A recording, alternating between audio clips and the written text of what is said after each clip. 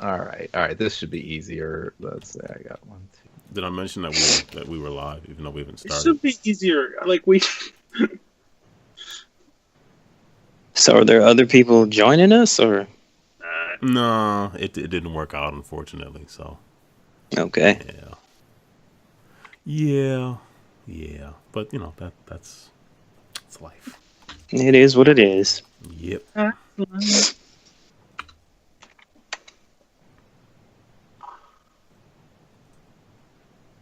I have no idea whether it can really be heard, so let me check.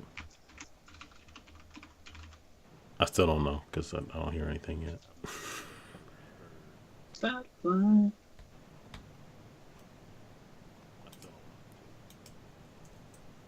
Okay, I heard something, so hopefully people can hear it. I don't know. Says the stream health is good. That's good. Good. Stream health is very important. A healthy stream. All right, Mike, are you good enough so we can? Yeah, we can get started. I'll just fill this in as I finish up. Okay, just put the messenger and Celeste and alternate the messenger Celeste. Okay. Well, we already have a comment here from Ben. He says, "Game of the Year hype. I demand a 6-hour podcast." Yeah. That ain't happening. No. Nah. I appreciate you coming by though. That's what's up. That's good. We need the support. All right. It is Thursday, January 17th, 2019. This is weird. We're doing this like after In the future. Yeah. We usually do this at the end of the year, but that didn't happen. So here we are. Anyways, GameEnthus podcast episode 363. I'm Aaron, one of the hosts here. Tiny is here. Yo. They can see you. Yo. Video. Lance is here. Hey, what's happening? Good to have you back, man. Thank you. Thank you for having me back. Mike is here. Yay, I'm here. I did this out of order. Usually I would say you first and then our guest, but That's fine. It's been a while, so I'm a little rusty. So, Lance, What's up? what is going on with you? What have you been up to for the last 12 months? Last 12 months. Just working, living life. I don't know if I told you guys last year, but my work schedule had changed and it was just messing everything up. Mm-hmm. Now it's changed back because I took a different position. Oh, So, okay. now things are getting back to normal. So, That's good. yeah. Normalcy Trust is good. Yeah, because before it was awful. It was turning me into a different person. Because you get used to working a certain schedule, Mm-hmm. for over 10 years, and then all of a sudden it changes. So I went from working 2 different shifts to working on a 3 rotational, and it was rough. It was just terrible. So you'd work like 2 weeks, 6 to 2, and then you'd work 2 weeks, 10 to 6, and then you'd work like 2 weeks, 2 to 10, and it was awful. It was absolutely awful. I mean, you do not have a life with that. So now I'm just back to my, 2 shifts where I do 2 weeks, 6 in the morning till 6 at night, and then I flip and do 6 at night till 6 in the morning. Okay. So, and that allows me to, have a bunch of time off still. I only average about 14 days out of the month because it's a 2-2-3 continuous schedule, because the place I work at is 24 hours or whatever. Whereas before I worked, I worked 5 days instead of having, working 2 days on, 2 days off. It was awful. But now I'm back on my regular, like I said, my regular schedule. So, it's back to the continuous 2 days on, 2 days off, 3 days on, 2 days off, 2 days on, 3 days off. So it averages to be, about 14 days out of the month. And, I like it because, I have a lot of time again. But somehow, even working that terrible, terrible schedule last year, I still finished, like I said, like 22 or 23 games. So I don't know how I did it, but I did. But now I should be able to finish even more, being back on my regular schedule. And also, too, we're working at the 3 different shifts. I made less money. So now I make more money again, by taking a different position and, getting back on the schedule I had before. So it worked out real good. Yeah, last year was a long year. But, towards like November, December, things started to turn around again. So, and I'm not a real big person on change, but, I was like, well, I can take this different position and, my life can be normal again, or I can, stay where I'm at and, even though it's something I was used to, and be miserable. So I was like, well, I will go for the change this time, so that's it. That's pretty much my year in a nutshell. It was work was killing me. So it's like, this worked out really good because with the 3 rotational schedule I had before, I would have never been able to be on here. There would have just it would have been impossible. Mm-hmm. So now I can be on here again,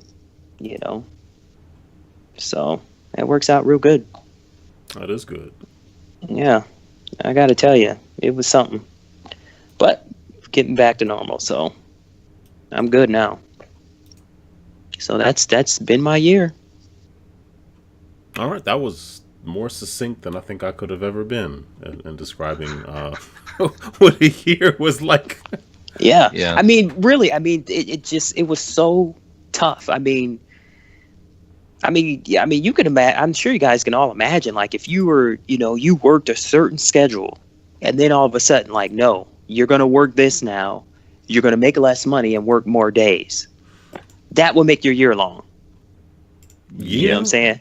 Yeah, so now I work less days and I make more money. You know what I'm saying? That's the exact opposite of the way you would think things would work, but hey. Yep. Well, I mean, because I assume you get like shift differential for being on 6 a.m. Yep. This is when I was an analyst. That's exactly what. Like when I moved downstairs, I lost a portion of funds because I no longer essentially got that shift differential. Mm-hmm. I mean, it's like a extra $500 a month or something, $400 or $500 a month. Because now that I'm back on my continuous schedule, I work 12-hour shifts. You know what I'm saying? Whereas when I was on the 3 rotations, I was on 8 hours. So automatically, I was missing out on time. So yeah, I mean, you can't beat it. Less days, more money. Yes. More money. Yeah, it sounds like more money, less problems. That's sounds like a winning combination. It really is. Yeah, it really is. So, well, I have the more time, less money problem, but I'm in good company. So, yeah, man. I'm sorry about that. I mean, I knew I don't know exactly what you do, but I knew you had said you worked a government job, so you work for the government. So yeah, that sucks, man. That sucks. It does. It's good that they signed a bill saying, hey, well, people who are working without being paid, which is insane to me, as well as people who are just at home will be made whole. But there's a lot of contractors who will not be. Mm-hmm. And they work just as hard. Yeah. So it's... And there's people who are affected, indirectly. People who run businesses, and there's all types of people who are affected who don't work for the government, but it matters. Mm-hmm. So. I mean, eventually, that's the thing that's terrible about it, because eventually it's going to disturb everybody's life. Yeah. There's the obvious stuff, and then it'll. Yeah, simple stuff like, get your tax refund and stuff like that. Oh, no, well, they solved that problem by having everybody go back to work. Anyway, whatever. Not everybody. I have people go back to work without being paid. 60% of the IRS, like, hey, just come back to work. We're not going to pay you, but come back to work. So many middle fingers up in the air. Oh, no, they just did that with the State Department. Yeah. Yep, come back to work. we're not going to pay you. Oh no, actually they move money around to pay some diplomats and people they wanted to come back to do some work. It's insane. Yeah. So anyway, I could spend that. That's a whole.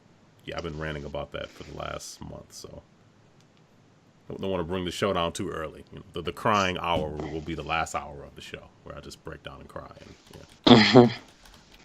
But yeah, I'm glad that you had a rough year. Not glad, but I'm glad that your year has been going better. I don't say glad you had a rough year.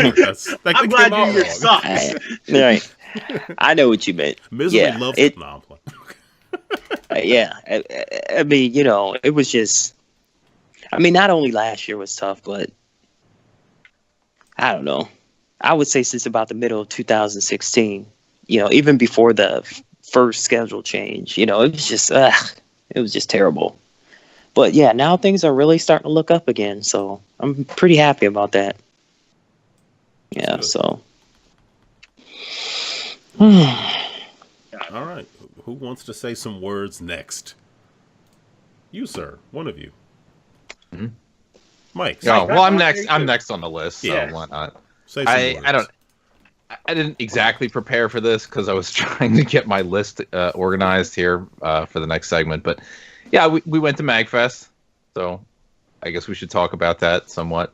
Oh. It was a good Magfest. I swear I don't think I've been to another Magfest where I felt like I didn't have time to just kill in between interesting things I wanted to see. This year, it felt like if there was time, like you go to the next panel, it's like, well, that's not for another hour or whatever. I need to go do something in between or what. This year, I felt like there was never more than like a 15-minute segment where I was like, I got nothing to do right now, and it just made it just go by that much faster, I guess.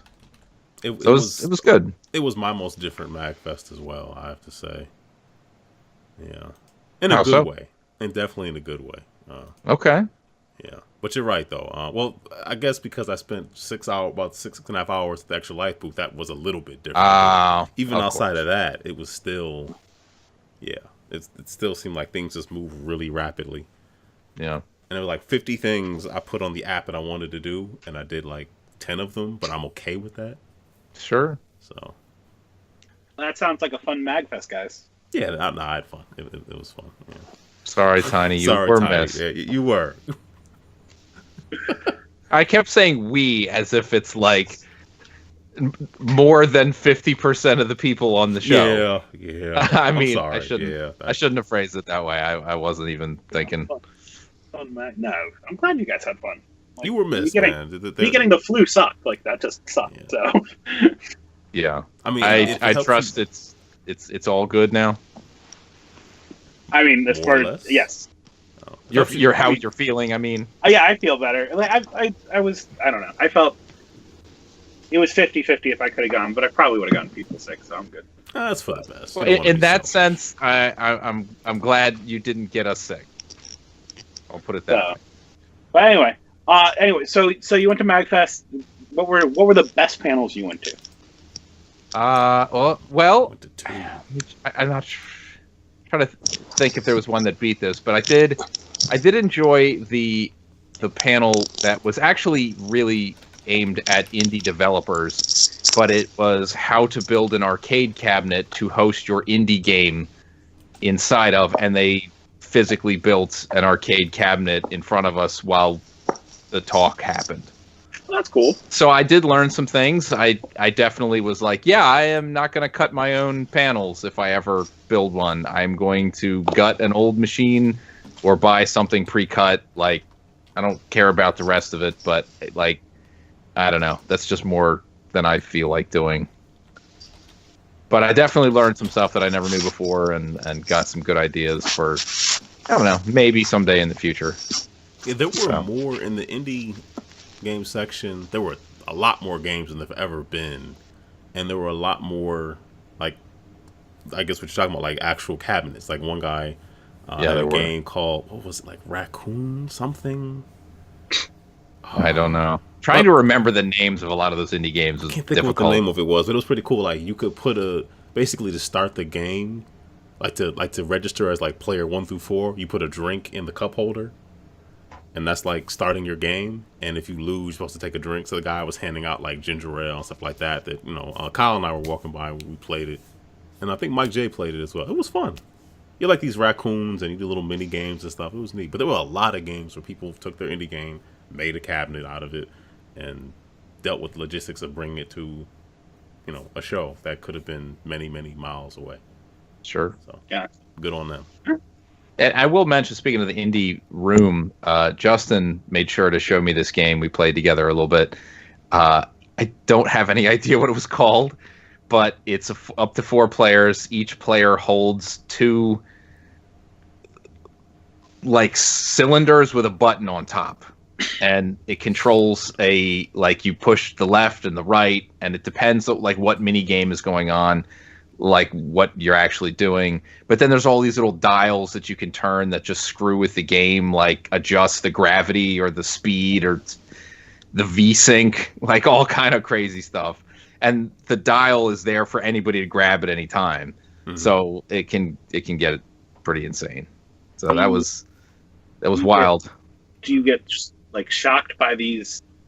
No, not unless a James Bond villain crowned. decides to add something to it. But that's kind of what it looked like. Yes, it looked physically a bit like which Bond was that anyway? Like, was it like the last Sean Connery one or something? That was Never Say Never. Well, again. Yeah, that was unofficial though. I mean, the last real one that he did. I don't remember. But it was definitely Sean Connery, the one where he's playing the video game that's like, if you lose, you die while holding the thing. Like I don't know, it was crazy. Diamonds are forever. There you go. I was going to say Octopussy, but Roger Moore was in that though, wasn't he? I believe so. It's been a little while for most of those movies for me. Oh, the game is called Tipsy Raccoons, by the way. There you go. Tipsy Raccoons. Yeah, very fitting. Gotcha.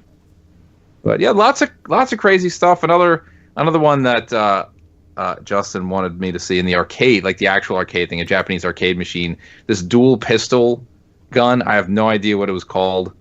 It did have an English title, but I don't remember. But the crazy mechanic was you take the 2 pistols like as a single player, and you can either John Woo them, or you can slap them together and turn it into a shotgun, or you can slap them on top of each other and turn it into a sniper rifle. It was an interesting thing, but I just didn't like. I thought the game was not fun to play at all. But the mechanic was unique for sure. Like they hold together with magnets when you get them close to each other. Always held together. Always with the magnets. Always with the magnets. I don't know what's going on with that. Like one place I was not able to get you to go that I dragged, like Linux, Kylo, my friend Will, Mike J, was the indie game tabletop room. I spent a lot of time in that room. Yeah, I never did get there. Yeah, that's a shame because there's a lot of good stuff. Tiny, I see your hand is raised. You may not hold the conch. Mike, did you read Will? Is Will a real person? This is really the joke. Yes. Oh my! At this moment, he was walking by. Like, actually, the funny thing is, the first day he showed up, I didn't see him, and telling me about it, and I was like, "No, you're just punking me. What is this?" And then when I met up with Aaron and a man who turned out to actually claim to be Will anyway. I do like this idea that we're going to still think maybe he's an actor. Maybe Aaron hired him for the day. No, not in this economic climate. He did hang out and play Cards Against Humanity with us. I will say that. Whoever this man was. Yeah, how long did you all play after I left? Hopefully you all played to completion. No, not terribly long. I mean, Joel and Lauren had things that they needed. So once they left, we just wrapped things up and cleaned the space. So actually, the space cleaned up way nicer and easier than I expected. I figured it was going to be like a half an hour of like moving stuff around and picking up 78 bags of trash and stuff. But we just, like, for those not having a clue what I'm talking about, there was just a nice square table in the hallway of the Hampton where we were staying, and a couch on either side that we moved together and just played in the hotel room hallway. And I had the brilliant idea of moving the furniture around and using the table to set food on to eat it. It worked. Yeah, it was a long shot, but we pulled it off. It was good. It was good. And there was much rejoicing. There was some rejoicing. I don't know if I'd say much, but there was some. So yeah, it was good times. Sadly, not everybody could be there, but a large gathering of friends, which was good. So looking forward to the next one. And Tiny, if that was you feeling better, we would pour out or take a portion of any food that we ate and throw it on the ground in your honor. Portion. No matter where we were. I was going to say, I feel bad for all the restaurant stuff. People would look. I'm not going to lie. They would. How you doing? Yeah, I will say some of the restaurant experiences were not the best. Yeah, I only had one. Very slow for a service. Long time. That first night that was a little slow. The next one was like twice as long. It was bad. They were apologizing left and right, but it didn't really make things much better. But I mean, when 20,000 people descend on your place. Yeah, but when the restaurant's not even full and they still can't even bring food out at the same time or water within like 20 minutes. An interesting one. Yeah. What was it that Linux ordered from that one restaurant that you all figured out is the reason why everything took forever? Like all I got was, a glass of ice water, and that took like 10 minutes. Oh, he ordered a mojito. Oh yeah, They had to grow some mint leaves. That took a while. Gotcha. All right, so moving on from Magfest, I learned just today that I will not be attending too many games this year, and this is probably I know I've said this multiple times over the years, and then wind up then end up attending. Yeah, but I have a pretty good reason this time, and that is my younger sister is going to be getting married on the Saturday of that weekend. Really? So are we invited to the wedding? Probably not. Pretty sure you've never met her, so I doubt. Okay, why does that matter?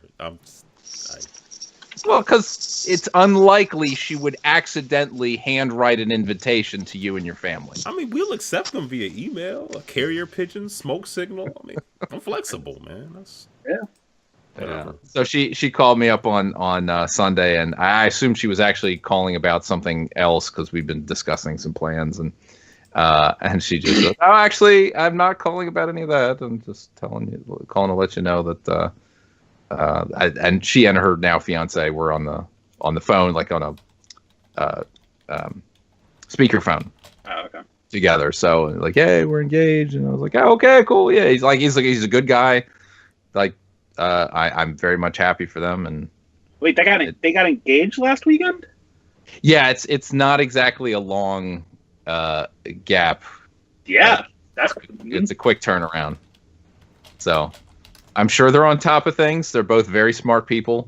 So they live in the area. You probably saw that. It's DC, so it'll be in DC. So we can come to the reception then. Right? I was gonna say like now you have to invite people. I don't know more details than that. Sis, what's going on? Tiny, Aaron. I mean, they eat, they drink. I mean, they're nice people. A lot of wedding experience. Like they bring the best gifts, and then sometimes have them like actually given to the bride and groom.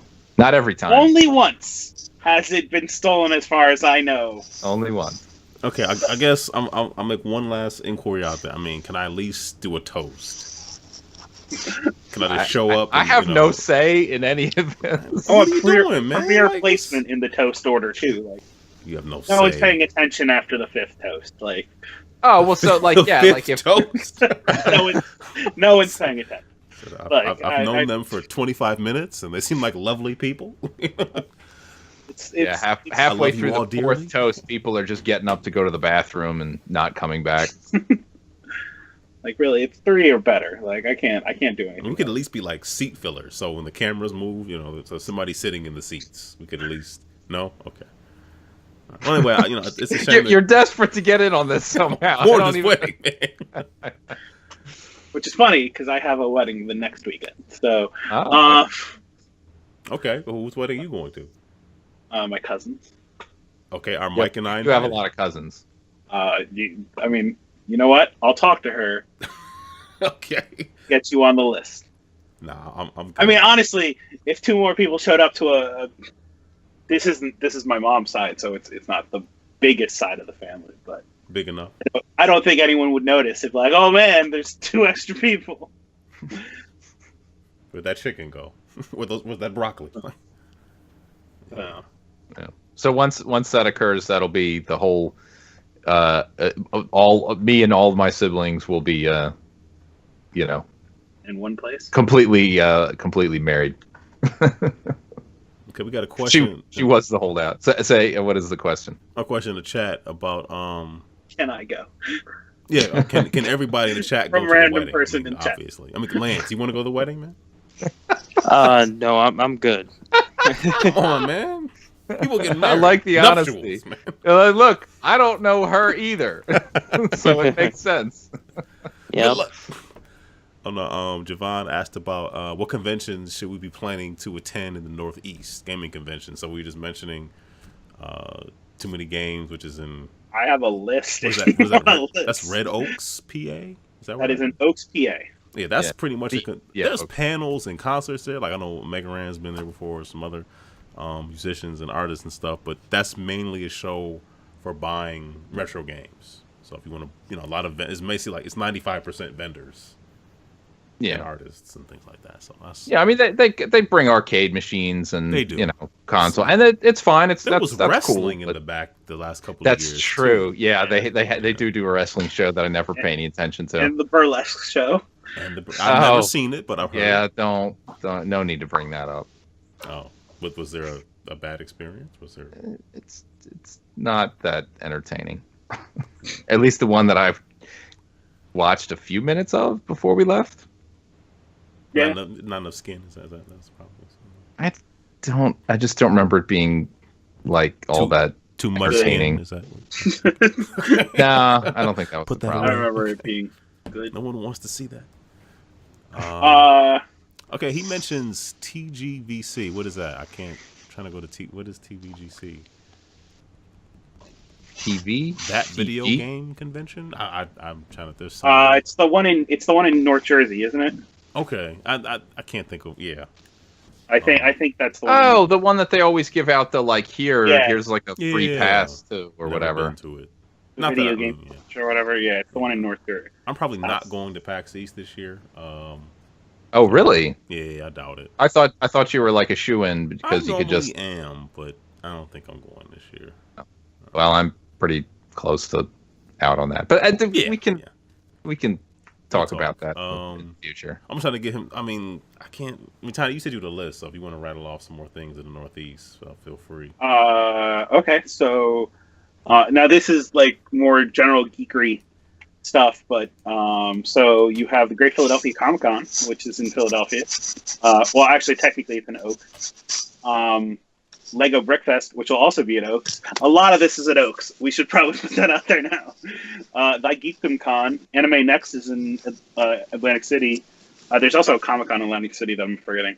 Wizard World Philly is in Center City, Philadelphia. Too Many Games. New Jersey Gamer Con is in Southern Jersey. Dover Comic Con, Sequoia. How do I pronounce this? PsychoCon, that's it. But it's spelled SAIKOU. This is the one that's all about the Psycho movies. It's like everybody. Yeah, it's that one. Keystone Comic Con, RetroCon, and then I have all the ones that maybe I'm going to attend. So yeah, there's a bunch of stuff.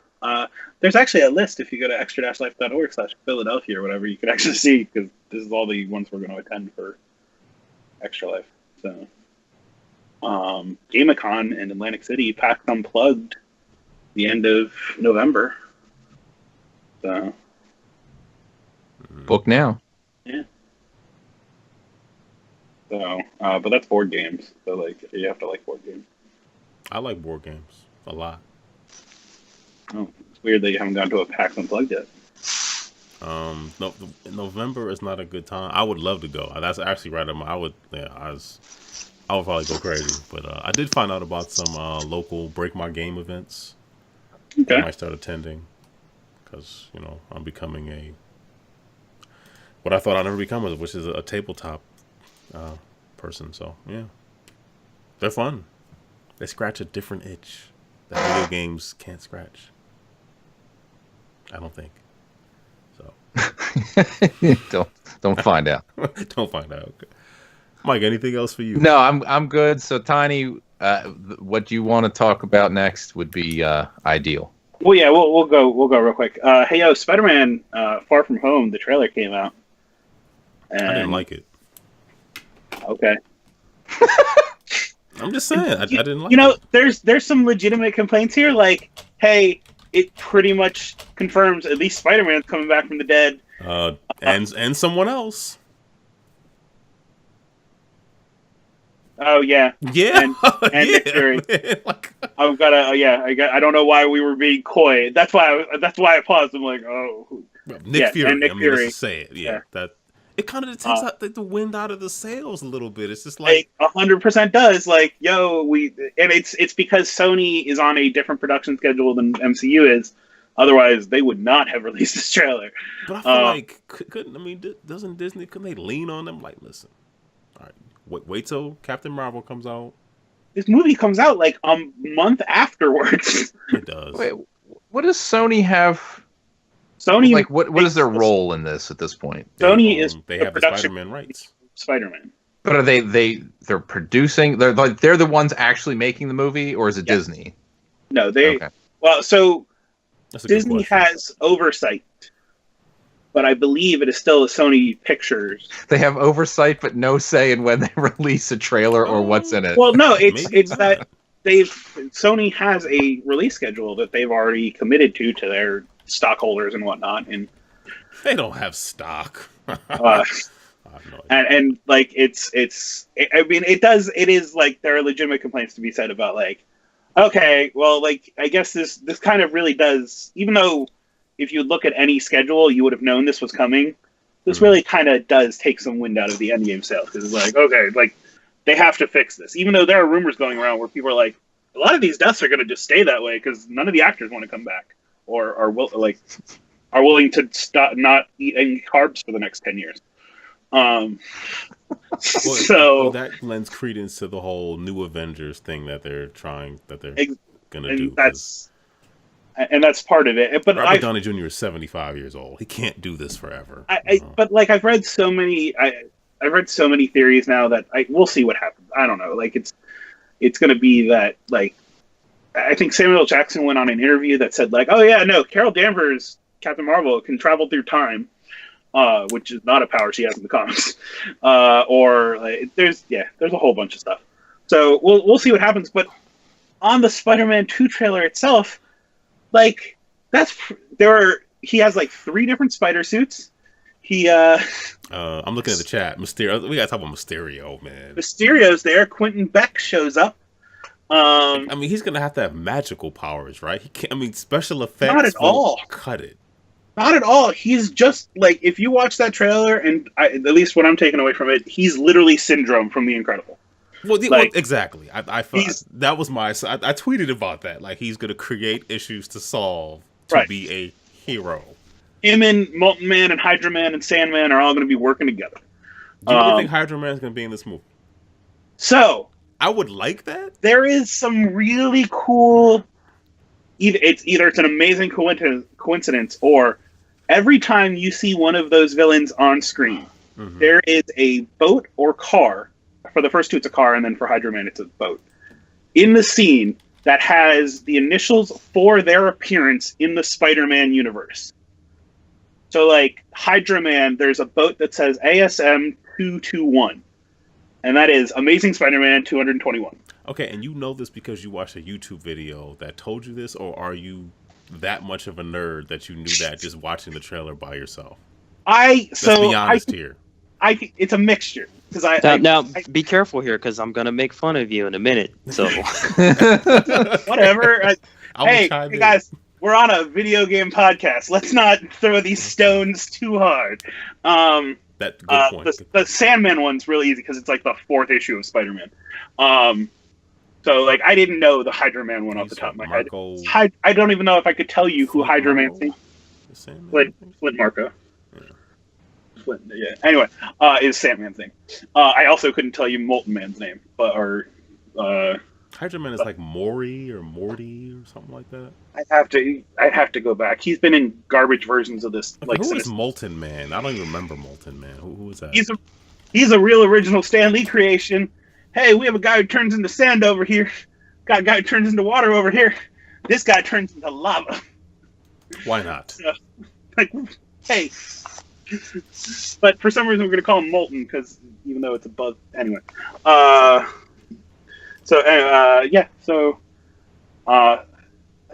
knew that the Sandman one I knew. But yeah. What does IMDb say? I guess that's the real question. What does IMDb say?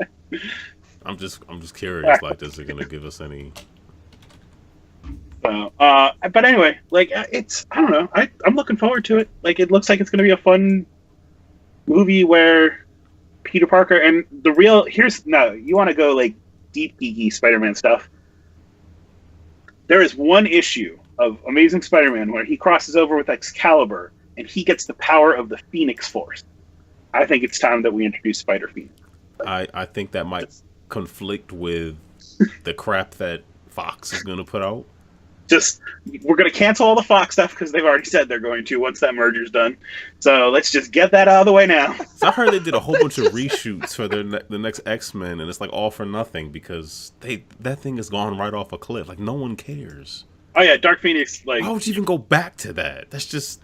It's the end. Yeah. I mean, that's how I felt about the Apocalypse one. It was terrible. Well, that's the thing. But I mean, like at after that point, Apocalypse, they made another movie. They shouldn't have made Apocalypse in the first place. Exactly. I mean, they started. I mean, they were on a pretty good run because that First Class was pretty good, and then Days of Future Past that was even better. Yeah. I'm like, wow, this is really really good, and the way they set it up at the end, it's like that's how you bring that. They could use that to bring the X-Men into the MCU. The way that's set up, I mean, it's perfect. And then you make Apocalypse. It's like sabotage. It's like, but I mean, they literally make fun of themselves in that movie. They're like, "Oh, the third movie sucks." Like, yo, just because you made this joke is an excuse for your movie to be bad. Yeah, right. I don't know. It's not that I think Spider-Man won't be good. I think the movie will be good, but the way the trailer is cut up, it was cheesy. Yeah, I could tell it was very misleading and like in an annoying way. So I don't know. I also don't understand, like, for people who don't know who Fishbowl Head is. But that's the thing I don't get. Like if he's literally a special effects guy, how will that be compelling or threatening? I don't. Well, so here's where the interesting part is. Depending on how Endgame resolves, maybe this explains like yo, Mysterio stepped in while the heroes were dead. Like, is it going to be, hey, we rewrote history so like they never died? Or is it going to be, we restored them? If it's, we restored them, well, that means there was a period where, like, there were no heroes. Mysterio, like, pretended to step up and, yes, we are. He stepped up and blah, blah, blah. But then it turns out he was manipulating it the whole time. Okay, you could be a special effects artist and do that. If it's not, then yeah, I agree. Like, what the hell is he doing? Just gonna go like this and light comes out. But he's also... it's Mysterio. Like, welcome to lame. Like, yeah. Like, he's not that. If that movie ends with them having a fist fight and it's not literally Spider-Man just punching him in the face and he falls over, I don't understand because Mysterio is not like a fist. He's the Riddler. Like, yeah, he's a fancier version of the Riddler. Well, you know what? On the flip side, they couldn't. I mean, the guy who is Scorpion was in Homecoming, and I mean, a guy whipping his butt around to hurt you. I don't know how that translates into 2019, but that's just. But the weirdest part for that trailer, though, is, at least for me, literally in the last movie, Peter Parker, or not the. It's actually the Avenger, or the end credits for Avenger, one of the Avengers movies. He's like, well, when you have superpowers and bad things happen, they're your fault. And you don't do anything, it's your fault. And then he's like, I'm not going to bring my suit. Have responsibility. It's like it takes up a lot of space either, you know. So, yeah. So like, it's weird. But anyway, so that's Spider-Man. There was also a John Wick film. I hope that movie is just, or trailer. I hope the John Wick movie is just literally more elaborate assassins coming after him and him just killing them. For, I don't know, 2 hours. I'm good with that because John Wick can't die. He also has a new dog. I mean, at the end of the second one, I was like, theoretically, I want a third movie. I don't know how they're going to pull it off, and I still feel that way. I'm going to go see it because I enjoyed the first two, but I don't know how he took out so many people in the second one, and I was like, what was the bounty like in the 100,000s? It's 14 million in this movie. Like, that's why, like I will come after John Wick for that much money. I'm not working right now. You know what I mean? I essentially just want this to be the assassin version of like Scott Pilgrim versus the World. Like it's just more elaborate and crazy assassins coming after John Wick every time. Well, like I'm the Condiment King. Like, Noob just said, dude kills a man with a book. In the trailer, he did shove a book in someone's mouth. War and peace. So yeah, John Wick looks cool. I mean, I look forward to it. The last thing I'll mention, I picked up a Retro Tink, which is a line doubler for retro consoles. Hey, my friend Aaron, aka Indifference, brought one to X Life, and it was very cool. And also, everyone that's like, "Oh, you should just go buy a OSSC," it doesn't take an S video. I have to go buy SCART cables for everything. That's a whole nother thing. Which I could, but like that just seems like a real expense.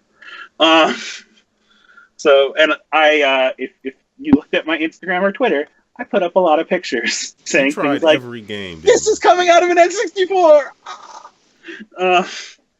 So, you know, I mean, I'll also say, just from my perspective, like whenever anybody does like a review or a screenshot kind of thing, and they'll be like, "Here's the composite cable, and here's the thing that does HDMI or whatever." Like those old games, I don't want to see every pixel as a square. They're intended to have like a melding effect, like it makes it look better. So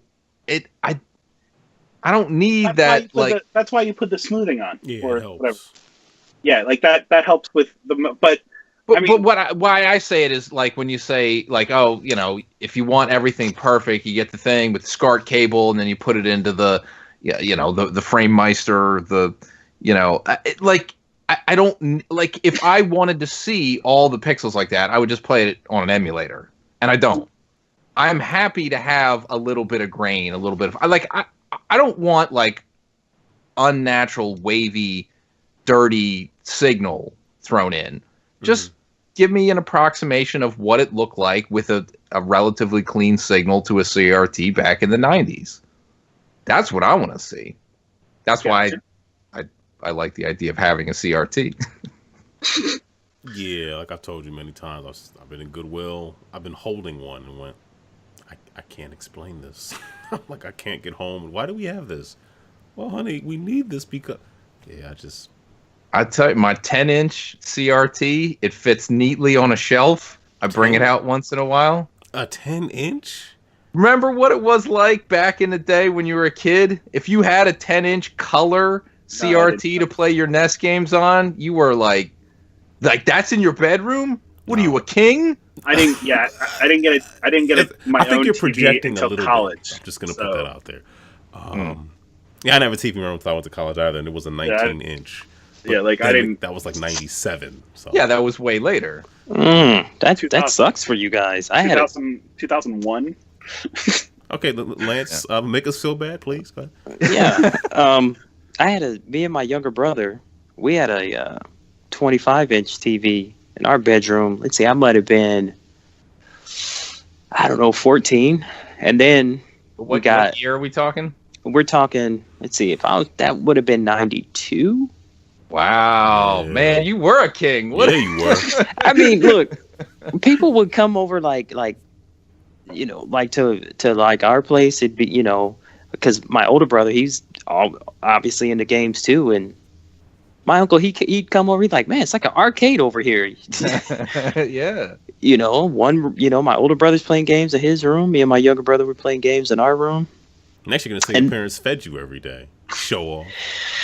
I got to tell you, it wasn't always like that, though. I mean, I am from the dirt. That's a whole nother podcast. 92, I'm pretty sure the TV, like the main TV in our house, still had a dial on it. Well, yeah, our like was a console TV. Yeah. Okay. Yeah, that first 25-inch that we had in our bedroom, yeah, it still had the where you turn the channel with your hand. You know, it had the the dials. UHF, VHF.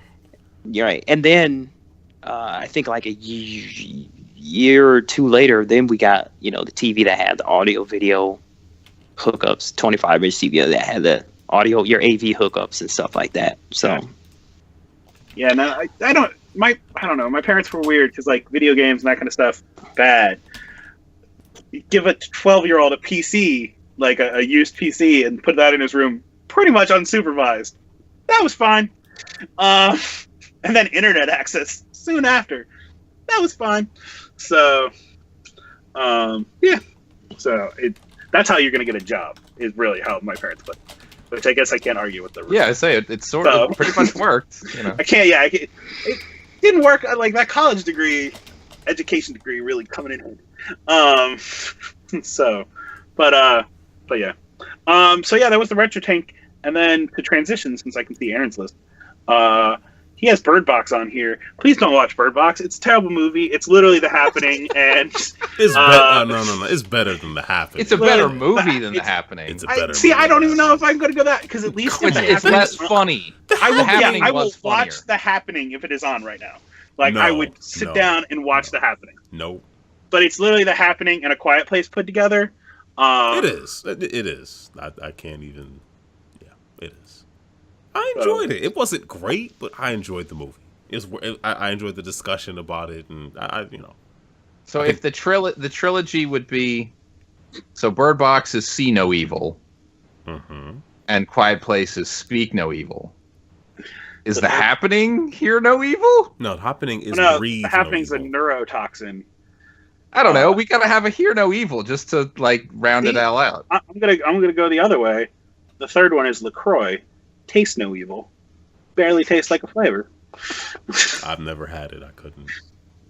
I mean, you've had stuff like it. You've had the seltzer. So. But anyway, no, I like LaCroix. But yeah, if the moment you taste anything, you suddenly turn crazy. So I know it's just I watched Bird Box, and I wish I guess my biggest problem is at the end of that movie, it gives humanity no hope. Like, we have no way. There's no way to overcome this because I still don't know what the problem is. No. The Happening gives no hope. The Happening says the problem went away for no reason. And then it starts again came back. Yeah, then it starts again in France at the end of that movie.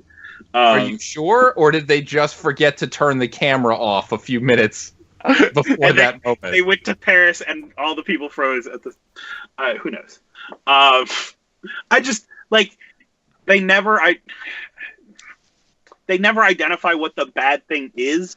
But they're not supposed to. That's the whole point. Even in The Quiet Place, they do that. Yeah. There's also a sequel coming out, which we don't need.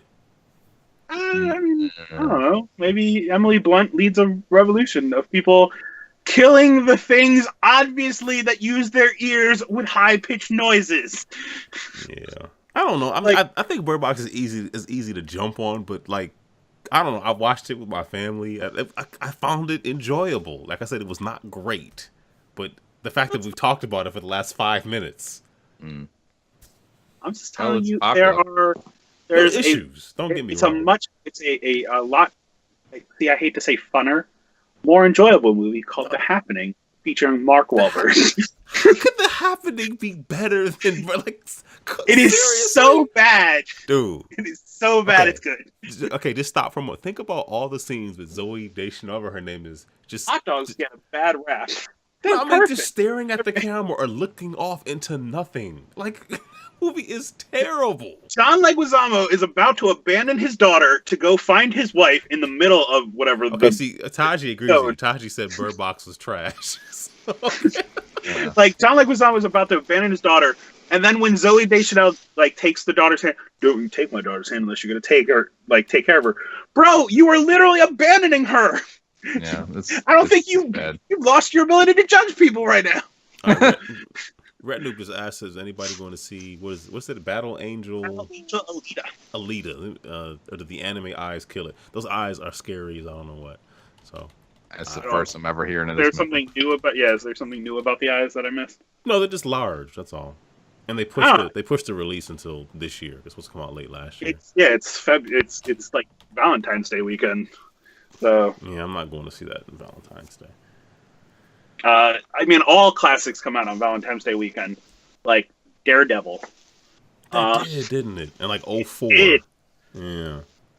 That playground scene was what, that saved my marriage. It was my marriage is very nascent, and we watched that scene and we held hands and we just rekindled our love. I thought you were going to say you and your partner bounced around the theater, like in the playground scene. We might have. Also holding onto a suit jacket. Is that what isn't that what happens as part of that scene? We did grab someone's cane. They did not appreciate that. I mean, I'm sitting here thinking like that would be dangerous, but then I thought maybe there weren't any other people in the theater. Daredevil. I still need to watch that director's cut. No, stop! Don't. The one that makes it better. Yeah, I don't care. They cut out the Ben Affleck scene. Even if somehow they figured, I legitimately figured out a way to make that movie amazing. What difference does it make? It goes like it leads to nothing. I agree. Deadpool is a Valentine's Day movie. Retro noob. Sorry. Retro tick. Retro. Yeah, I said retro noob. I meant retro noob. But I agree, Daredevil is a Valentine's Day movie. So I part of me still wants to see Once Upon a Deadpool, the PG-13 release, just to see like the 20 extra minutes. I don't know. But I refuse to pay the money to see that. So anyway, so that was Bird Box and John Wick and Spiderman and Magfest. Aaron, what else you got? What else? Aquaman. Did you see Aquaman? I did not. Anybody see Aquaman? Not seen Underwater Black Panther. You said Underwater Black Panther? That's all I keep hearing about it. I don't know. Low rent Black Panther. I enjoyed that movie so much more than I thought I would. Like, it was just, I don't know. It was not. I thought it was pretty good, actually. I mean, how not long Black Panther good, but like 2 hours. That's what it might be longer because I mean they really tell you a story. It's just the disgusting Let's Boys. Like what? 2 hours. Like it is Batman v Superman was like that was the theatrical was 2+ hours and then 2 hours and 22 I saw the minutes director's for cut. Aquaman. My wife is still mad at me about that. They turned Justice League into like a 90-minute special, right? Yeah, they did. It was a commercial break. But then they just I don't know. I don't care. Like, I may see Aquaman someday. I'm not going to theater. I don't care. It doesn't seem like because but go ahead. I have heard from other people that it would be a better movie if it wasn't so long. Like, there are things they could cut out to make it better. I mean, so why is every scene worthy? No, but I mean, I don't know. I like the characters. I think the special effects were really well done. Dolph Lundgren is in it. What more do you need? Who's Dolph Lundgren in it? He's one of the other kings or whatever under the water. Okay. I don't know. I don't know his comic book. I don't. He's Ariel's father. There you go. He's King Trident. Actually, now that you think about it, it's weird that we named the king after the thing he holds. They didn't even know his name. They just he's the guy that holds the thing. Where's King Knight Trident? Lance? He holds the trident. Sword Warrior. Okay. It's a fun movie. It's I don't know. Black Manta was dope. I just like. I know Ben and I was. So I want to understand. Was Black Manta actually dope? Because it sounds like he was supposed to be cut from the movie, and then like they kind of brought him back in, not really though. I mean, like you could have cut wasn't- all of Black Manta out, and nothing in that movie would have changed. No, there would have been like some pretty big plot points that might not have occurred had that. I mean, of course, there's things in it that you know are like comic book movie logic, where it's like something happens, no one asks any questions, and just goes with it. It's like this weird thing happened out of nowhere. Let's not investigate any of it. You know, there's just, stupid stuff, but that's just... How many humans did they kill just for the fun of it? Like, because you see the water rushing in the battleship, and they don't make it really. I think they greatly impacted many humans. I don't know how many they killed, but They all died off camera, so we don't have any A lot of death humans count. have wet socks because of some of the things that Orm does. That much I can say. okay. You know, you ever have wet socks? You don't want to have wet socks? It's very uncomfortable. I'm just for example, both Gotham and Metropolis are Atlantic-facing cities on the water. As everyone knows they are. I don't know. So I don't. What should be with that? I don't understand. I'm just wondering how underwater they were, and like, is anyone like, oh, that's probably a bad idea? I mean, it's. I don't know. I'll say it's a fun comic book movie. The fact that my expectations for Aquaman were very, very low, like really low, and I don't know. It was better. But than you went to see it anyway. And it exceeded I mean, them. It did. It was a really fun movie. It's a pleasant surprise. So let's shift real quick and talk about something better from DC. Have you watched any of Young Justice yet? I've watched up to episode 4, I think. Pretty good. I'm loving this show. Did you watch Reign of the Superman? I feel like I have, because so many people have put clips on YouTube that I think I've like pieced it together by all the clips I've watched. Part of it I don't really understand, like the Hank Henshaw part of it. Like I feel like it was probably much better explained in the comic than it was here. It's like I don't know. The part of it just seems like, well, I don't understand the motivation of that character versus who they say is influencing that character. It just didn't make a lot of sense to me. But Well, I mean, him and his wife die up in space, and Superman wasn't there to save them, and he blamed Superman. That is Hank Henshaw. Yeah. I don't know. Steel's cool in it. I like Steel because Steel was cool. He wasn't like, Shaq, so he was dope. You know that was. He had the shield on his chest and everything. Like, he's cool. Superboy is pretty cool, though he's literally the '90s version of Superboy. Yeah, he is. Eradicator is weird because Eradicator's always weird. I didn't realize Eradicator was like Superman's battery. Oh, like Slash Guardian. Kind of, yeah. It's a weird, like, he's recharging Superman while he's in his Kryptonian sleep. No, I don't know. Blah blah blah. To reach. Yeah, I don't know if this is right in the comic book or not, but there's a scene where Steel is basically asking, I mean, spoilers, Kal-El, like, you know, basically saying, hey, you know, Eradicator was going around, you know, with your symbol on, you know, doing his own brand of justice. And then, like, the camera pans down and Superman gives such a great looks side right eye. at the S on his chest and is like, dude, really? Like, are we gonna judge this? Like, yeah. No, I definitely saw that scene. You rocking my S? Like, what is the deal here? Like, you also put on a cape and decided to force your own brand of justice. Just Weird. a little bit. So, yeah. How much Darkseid is in the comic series for Reign? I don't think any. Yeah, that's the part that spoilers, but that's the part. Well, it's not even really. That's the part that really I didn't understand. Was like in the DC animated universe, they've been trying. They set him up as the big bad, so that's why. Like, him or like Mongol or something like that. So anyway, we talked about a lot of stuff. Yeah, we should probably get to the meat of why we're here. Yeah. So how are we doing this? We're just gonna rattle off a list of all the things we like, and then that's it? Do you want to do the categories and then do top? Sure. Let's do that. Okay. We could start from the bottom up. Sounds good. The GameEnthus is your GameEnthus' spouse/partner favorite game of the year, 2018. I guess I'll go first.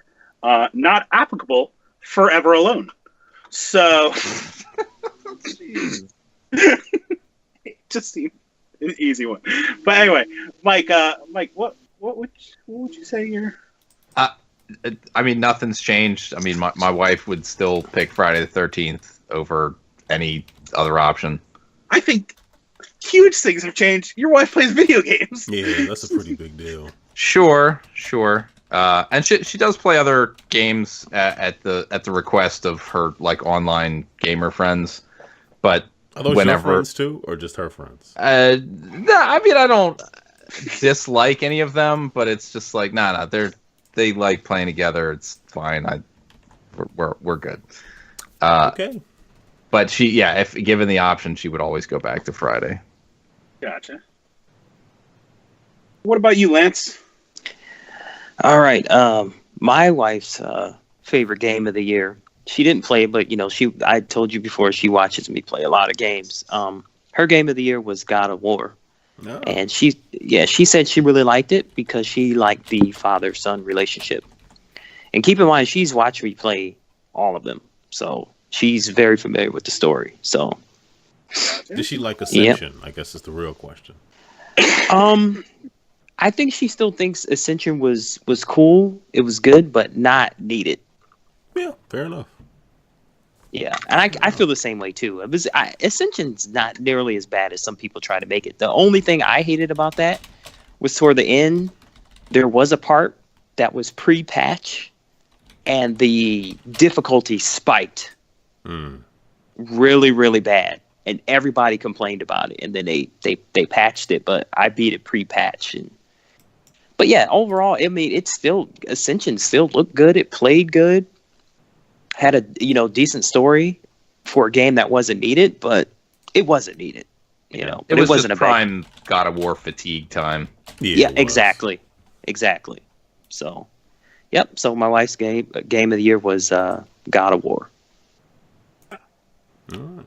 And Aaron. My wife plays very, very few games, so the only video game she played pretty much in 2018 was Jackbox Party Pack 5, and she really enjoyed the Madverse City game in there. So good. That's the rap battle one? Yes. Yeah, that was way better than because when I heard people talking about that, I assumed I was going to be holding a microphone and needing to come up with rhymes on the fly. I'm like, well, I might as well just put the thing down because I am not going to be good at this at all.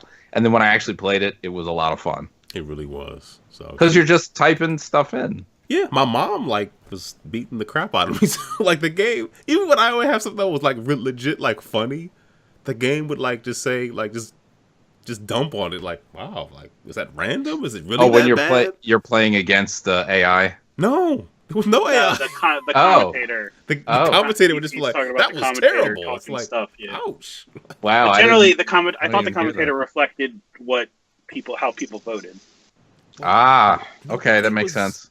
Well, even the one that I won, the commentator still was like, "Yeah, that was awful." But if you won by a slim margin, perhaps. Yeah.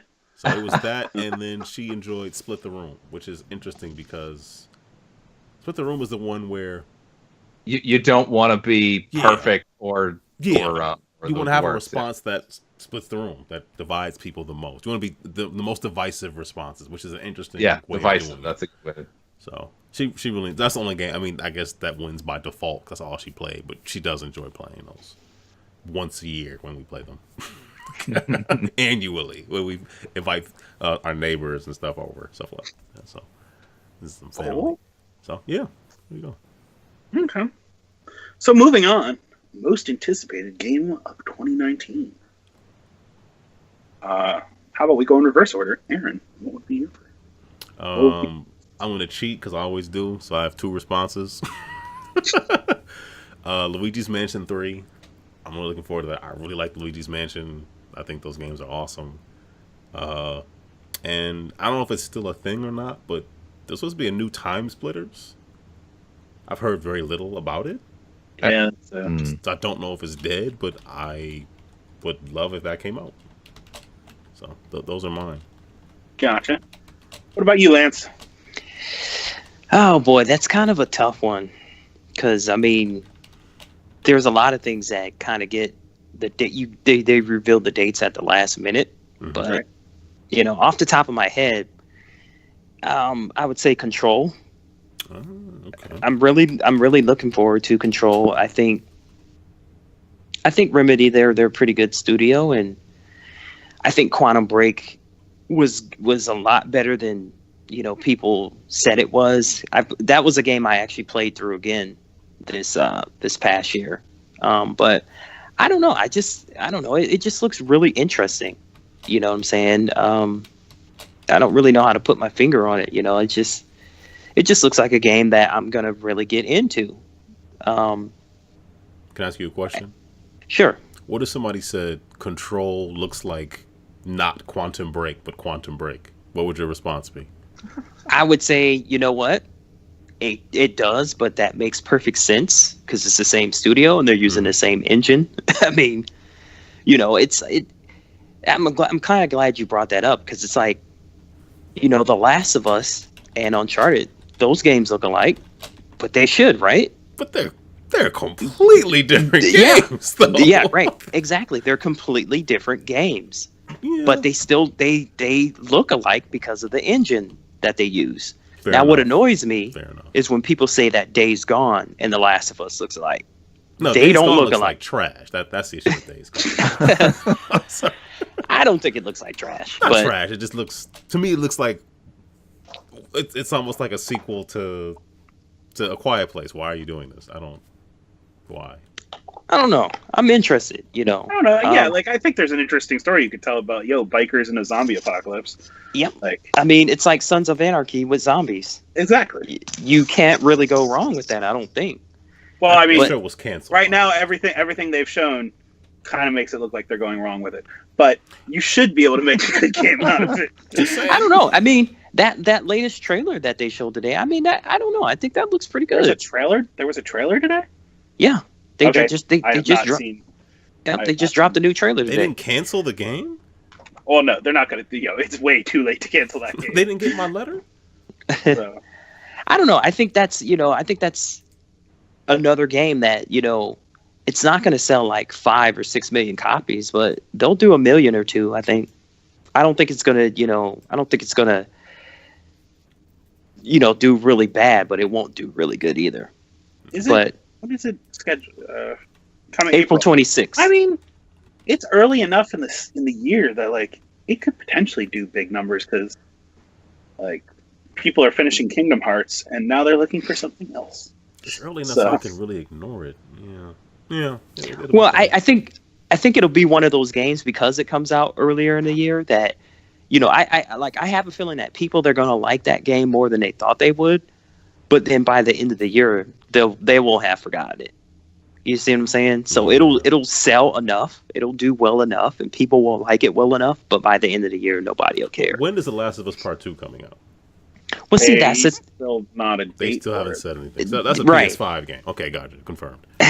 You know what I'm saying? So that's why picking my most anticipated game was really tough because it's like I can remember when we did Game of the Year last year, and we had no idea when God of War was coming out. We had no idea when Spiderman was coming out. True. Then all of a sudden we got those dates, and they never came out, which is the weirdest part. I mean, yeah, right. Real weird. I mean, there and to Aaron's answer, like Luigi's Mansion, I don't think has a date. It just has a year. It will be out sometime this year, hopefully. So that's what I think that's the best we can hope for a lot of at least later year stuff. Yeah. Okay. So Mike, what about you, sir? Yeah, I don't really have anything. I'm really, I just haven't really looked into what's coming out in 2019. But I was actually thinking about Titanfall 3 the other day, and I was like, what are we and then I saw with the cancellation announcement of that other Star Wars EA game that they are like, we're really looking forward to that Respawn Star Wars game in 2019. And I was like, well, that's not Titanfall 3 is not coming out this year then. No. So I guess the best I can come up with is Bloodstained, but I honestly think that game is probably going to be bad. Really? From what I've played and seen, I am really not. I'm not high on it, but I kickstarted it, so it's coming my way. That's unfortunate, man. I guess. But at least we got that 2D game. That was great. That was not bad at all. Did that come out this year? Yep. Well, 2018. Yeah. Yes, 20. Well, yeah, that's what I meant. For I might have yes. to. I was gonna say, I'm like Mike. You might have to reevaluate your top game. Yeah, possibly. And I'll just throw out there, like, and again, these are more nebulous. Like, hey, they're probably coming out in 2019. Pokemon, a traditional Pokemon game is supposed to come out. Do you see my face right now? And Animal Crossing, like both. I like the Switch. Just a heads up. It was great this year, and I look forward to games on it next year. As well, or 2019. So, okay. So let's keep this train rolling. Yep. Most played old game. This means released prior to 1/1/2018. In 2018. We'll go from the middle. Mike. Well, according to the Xbox Year in Review, for me it was Rocket League, at least on Xbox. I think Titanfall 2 may have been a close challenger because I still play that like pretty close to every day. But I think the answer may actually be Zelda Breath of the Wild because I didn't look up what the hour count was, but I played almost that entire game this year, not 2017. And at this point, I think I would retroactively put that as my game of the year for 2017 rather than PUBG because it turned out to be as pretty much as good as people have led me to believe. I think by the time I was done. Can we revisit the fact that you play Rocket League every day? Oh, I said Titanfall every day. I usually play like one match of Titanfall every day. I'm incentivized because of they call it a happy hour bonus, but you can pick whatever your hour is for the day. Mm-hmm. So it's like I have incentive to just log in, play one match, win or lose, whatever, and then move on. But I still do play a lot of Rocket League. I mean, I'm usually 3-4 times a week. Yeah. Are you good at it? No, I'm terrible. Oh, okay, good. I tried the other day to get back into it. I'm like, I want to tell you this. I saw your post thing about the advanced tutorial. Yeah. Don't even mess with that. I can't finish the advanced tutorial. You don't need to. It has nothing to do with the game. Oh, so why is it in there then? For people who want to learn how to fly. If you don't want to learn how to fly, then forget it. Okay, but I got 3 out of the 4. Don't worry about it. Like metal balls in the air, and the last I'm like, this thing is literally too high for me. Don't even worry about it. Okay, good. Yeah, that's encouraging. Okay, good. Yeah, I'm just gonna. I mean, if you want somebody to Sherpa your way through flight school in that game, by all means, go be a masochist. I don't know. I hate that stuff. It's the most frustrating thing in the world.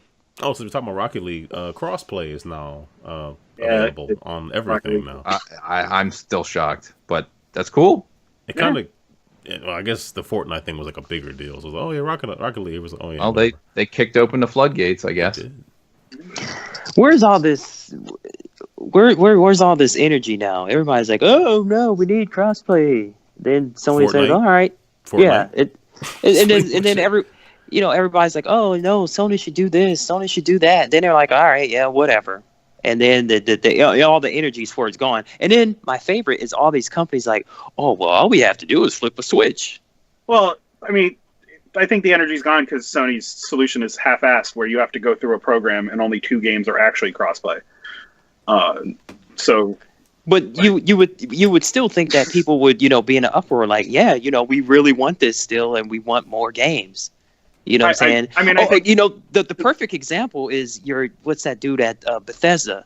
Oh, well, Sony's going to ruin this Fallout game because they don't want to do crossplay. And they're like, hello, bitches, we're going to do it now. Oh, well, but it doesn't affect this game. That's way too late in the production of that game. Like, that they made the decision. Nope, I don't buy it. Because all of these companies said, all we have to do is flip a switch. Well, I mean, so flip it. To be fair, the Bethesda one wasn't about Fallout 76. It was about the card game for Elder Scrolls. Was the statement they were making about, and that hasn't come out yet. Right? But are they going to do it?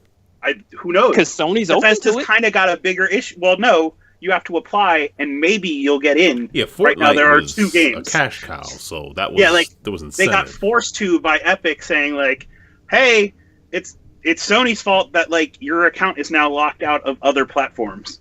Also, by the way, we have 200,000 users that play this game on a daily basis. Or no, way more than that. Was it 200 million? It had to be 200 million, right? Anyway, that's what the Epic's like. It's the reason why also Epic was like, hey, we could open our own store now. But the crossplay thing, like, look at what, like, the Minecraft stuff that's been going on, where it's like, hey, you can take all of your content that you purchased across Nintendo, Microsoft, and PC. Great. And now Sony is the holdout there. And you still haven't seen any movement on that. And that's still a huge game. Like, you know, because I think nobody, I think, you know, people made a bigger deal out of it than what it was, because it just seems like nobody really cares anymore. It was hot in the moment because it was near E3. Now I never hear about it. Well, I don't think people move on to something else, though. I mean, yeah, I think there's a population of people that maybe we're just not hearing at points, because, like, you look at, like, and this is really for kids in middle school and high school, like, I have a platform I want to play with my friends. Now, granted, it was mostly for Fortnite for this one. They now have the ability to do it no matter what platform they're on. Mm-hmm. Like, cool. Like, that was their main motivator. But the next big hit comes out, and you're going to hear it all over again, because the answer is not for this to be a onesie-twosie solution. The answer is, hey, this should be interoperable.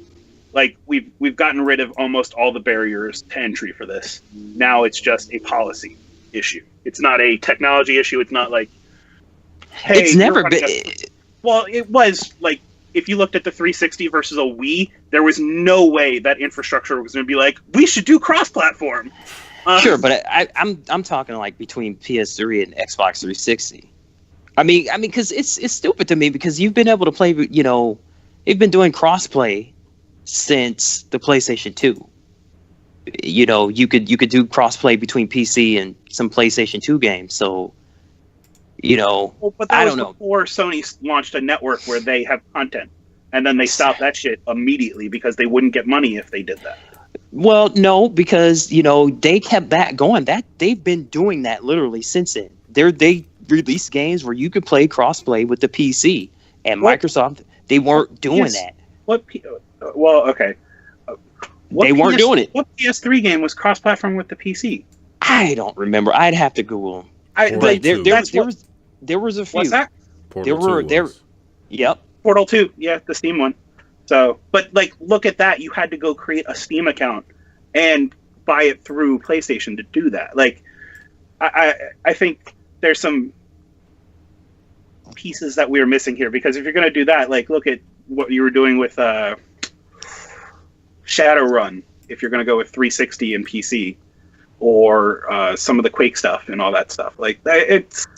What Final Fantasy game was it early in the generation where Microsoft didn't get it because 11, they didn't want to do the 12. No, the online one came to 360 and also was on PS2. Okay, yeah, but there was one that came on PlayStation 4 also, and Sony's like, yeah, you can crossplay, you know, with us and PC, and you know, the guy who made the game, I don't know who it was, they're like, oh yeah, well, we can't do it on Microsoft because they don't want to do it. Final Fantasy. Talking about 14? I think it was 14. That sounds right. That was the other online one, yeah. Yeah, that's the only other online one I can think of. So, you know, like the young people say, where's all this energy? You know what I'm saying? I mean, I just think that you had this loud vocal minority per usual, and it's just nothing. Now, I'm not saying it shouldn't be done, but, you know, we got to keep it. If you really want it, you got to keep it up. You know, like, you know, the 2K games, the Madden games, you know what I'm saying? I don't see people crying over those games like, oh, I want to play against my friends on the PlayStation 4, you know, in Madden or, you know, NBA Live or whatever. This is the first time there was a PC version of Madden in almost a decade. Like, yo, PC people are just happy they finally brought Madden back to the PC. Because they hadn't made that in a decade. And the reason they didn't was because people could just mod it and be like, oh, hey, I don't need a roster update for next year. Right. That's okay. 100% why they did. Like, it's why, like, NHL's not on PC. Anyway, whatever. That's a whole different... You know, in the Battlefields and the Call of Duties, and, you know, I'm not seeing the same energy. All it was Fortnite, and I don't know. I know what was Overwatch. There's a huge Overwatch push. People would love Overwatch to be cross-platform. I haven't heard anything about it. Platform, because then I don't need to. Like, I hate that I have costumes on one platform and not on another. Well, like, Lance, just to play devil's advocate, I think if those aren't games, some of the games I don't think are things that you play, so you might not be as familiar with the conversations of those communities. Right, but I don't play any games online, but I still, because I hate them, but I still hear about everything. Right, but like you heard the Fortnite thing because it's Fortnite. But I've also heard the Rocket League thing. The Rocket League people, again, in Rocket League, like the whole reason Rocket League is popular is because it was a PlayStation Plus game, which like they count their lucky stars, but like they're like, hey, we're now on everything. We'd really like to be able to have the people play. And the issue is, like, I think the ultimate issue is it was already demonstrated to work, and it's literally just a policy issue. Like, when Epic turned it on by accident...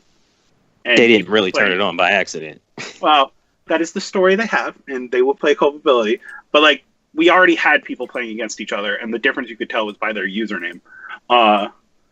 And, like, cool, here you go. Like, this is a different world than what we were talking about with Dreamcast and Quake 3. It's just that's where I think that there are still populations that want their game to be cross-platform. Stardew Valley is another one that I keep hearing about because people would like to play that, and in theory, that game is simple as stuff. So like it should in theory be possible. Like it's not. It's a question of how do you track your player and the progress they are making. All right, we're gonna have to. Anyway, move on from this. Speaking on that, Lance, what old game have you played, if any? I played a lot of old games. I don't know which one I played the longest, so I don't know. I'll just say this. I replayed Batman Arkham Knight, and I played it on Nightmare mode. Man. Yeah, they force you to, when you play it on. How do they force you to? I can't remember, but yeah, okay. I know why I played it on Nightmare mode, because when you do like New Game Plus or whatever, it forces you to play on Nightmare mode. You have to. You can't change the difficulty. Wow. Yeah, no thanks. Yeah. I never even. That game had too much driving for me, anyway. So. Yeah. Oh, the driving sucked in that game. I was like, I have to drive everywhere. I'm not playing this anymore. Am I Batman or a vehicle? In Arkham Knight? Yeah. Yeah. I don't remember the driving sucking that much, but I don't remember it sucking that much either. The Riddler driving. Oh, fuck tunnel. that! I gave up on Riddler like years ago. Like, so you didn't get the Nightfall Protocol ending? Oh, I'm good. That's what YouTube is when for. When he put his 1,000 question marks around in Arkham Origins or whatever. Like, no, screw it. It's why he's a terrible villain. He's so easily ignorable. I do hate him, but I was like, nope, I paid $60 for this game. I'm going to get the full ending. You know what I'm saying? But that's another whole podcast. We'll talk about that one time if you guys have me on again. Myself. Okay. Aaron, what about you, sir? Mario Kart 7. This summer was like the summer of 3DS. And the girls, oh yeah. Like there was like a month and a half where every time we got in the car, I was requested to not drive so you could play Mario Kart. My wife was, after a while, she's like, she likes driving more than I do. She's like, yeah. Well, at least that works out. So, yeah, this summer was summer of the 3DS. So there was a whole lot of Mario Kart. I remember when you were talking about the 3DS, and then one broke. Yeah. SD card went missing. No, well, actually, the stylus, the stylus that I gave her wasn't like the one made for the original 3DS. So she like dropped it when she was in my parents' house, and it jammed the stylus like through part of the 3DS. So I ended up like taking my 3DS XL and giving that to the middle one, the 12-year-old, and then I gave the youngest the 2DS. Gotcha. I modded them and all that crap, so like all the games are on an SD card and they're good to go. So the way Nintendo would want me to do it, I mean, basically. Exactly. Reminder: the Wii Shop actually ends the end of this month. That is true.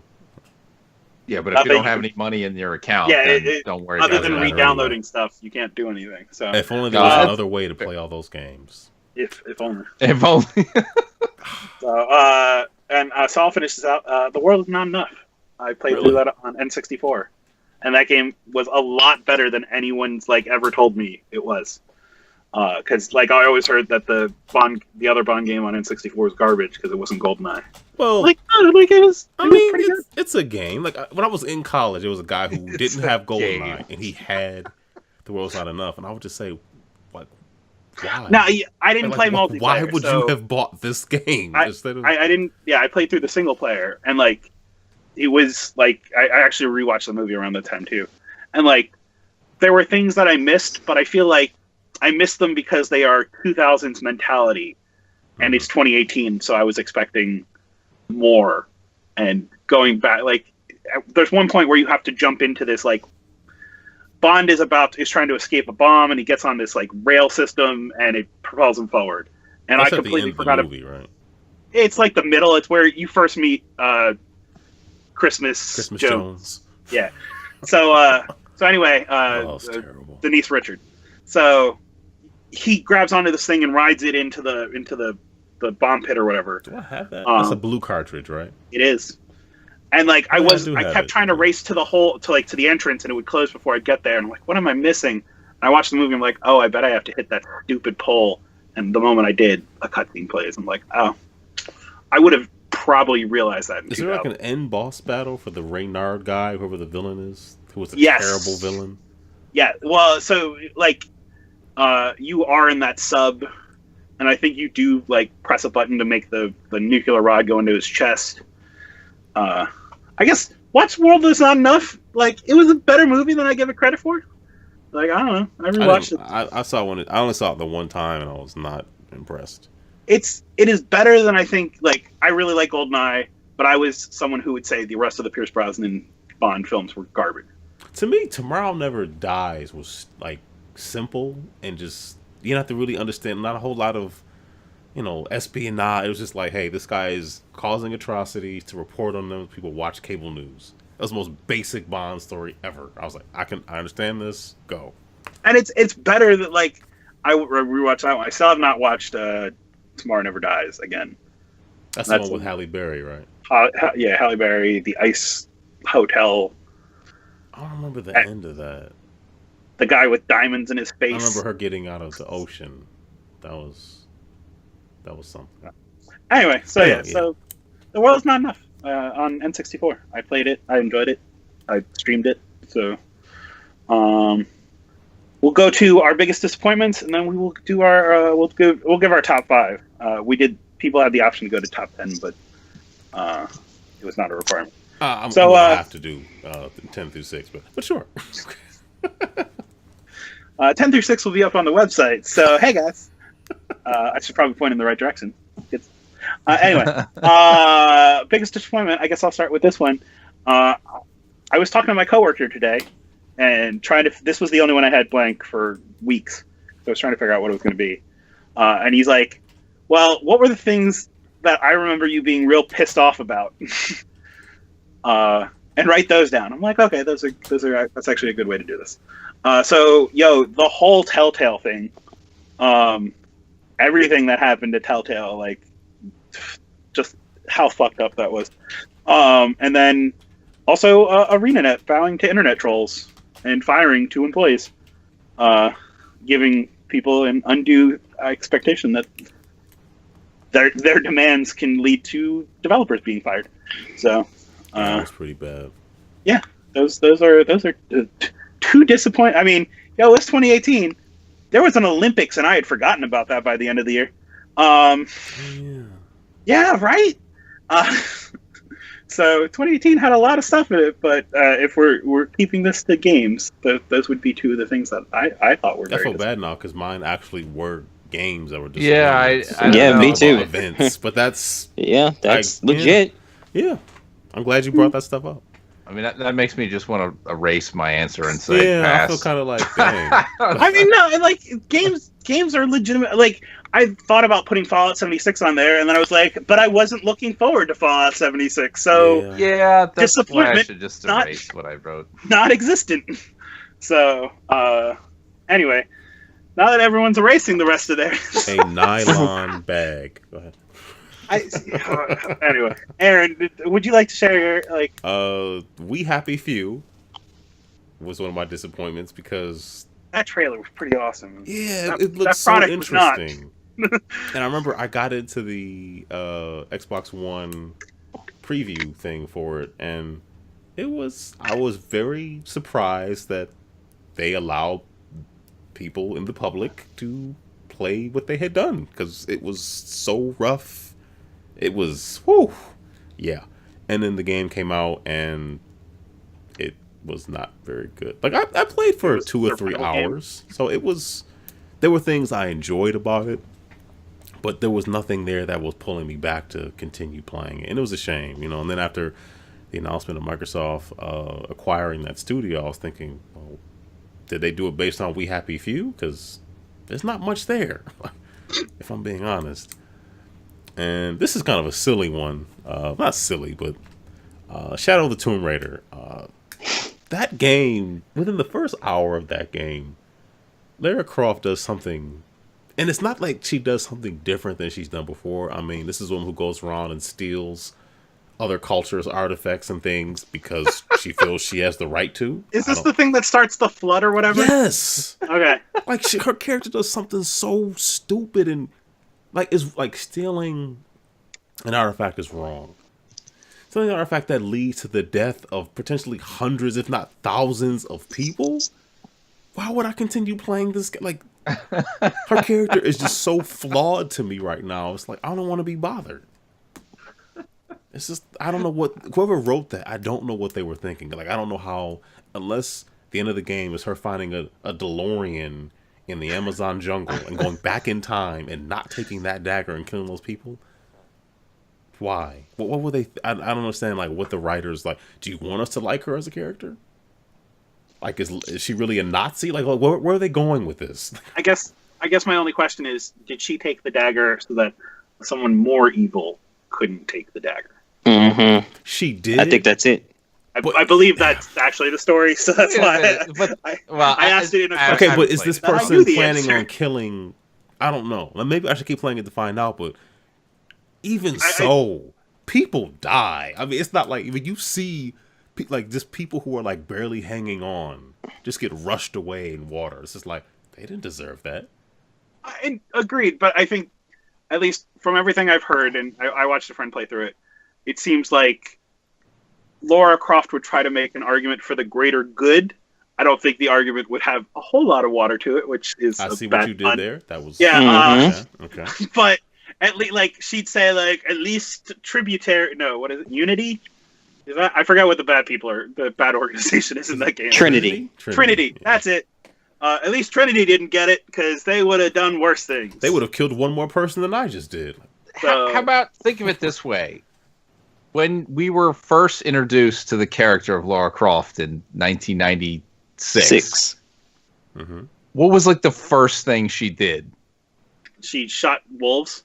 Murder Yeah, a T-Rex? she just straight up lays out endangered species for the fun of it. She also killed a T-Rex. There was a T-Rex alive in that cage. Then she finds the last dinosaur and murders it.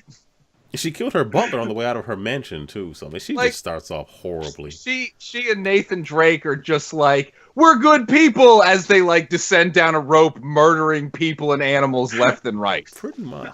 They're Nico Bellic. That's What is the term? Ludonarrative gotta get out of this. dissonance? yeah, ludonarrative. Yeah, it's just I think to a point that gets really corny, though, because it's like I told someone before. I get what you're saying, but at a point, it's a game, and it's got to be a game. yeah. So, I don't always go for that. It's like I don't care if Nathan Drake kills a bunch of people. The story is written well and it's fun. It doesn't make me not like the Uncharted games, but it is something that I'll usually go back to kind of like just poke fun at it. It's fun to chuckle about. Like, he murdered probably 1,000 It's also people. more when he gets real upset that he murdered one person, and you're like, bro, Like, did you see what we just did? Also, you can't use the line about you not liking guns as you pick up an assault rifle and just mow down like 17 people because they were there. The character needs to own it. Like, that's the bigger thing I think with that. Honey, I'm a mass murderer. No, it's better not to, because that's what makes it entertaining. Otherwise, he becomes like Duke Nukem. I mean, but it's also the same idea as Batman. Like, the whole Arkham series, Batman's like, I don't like guns. Unless we strap them onto things, then guns are cool, right? It's a tank, not a gun. It's a cannon. They don't fire bullets. They fire explosives. Or with this car, it electrifies them. Well, sure, I hit them with a car.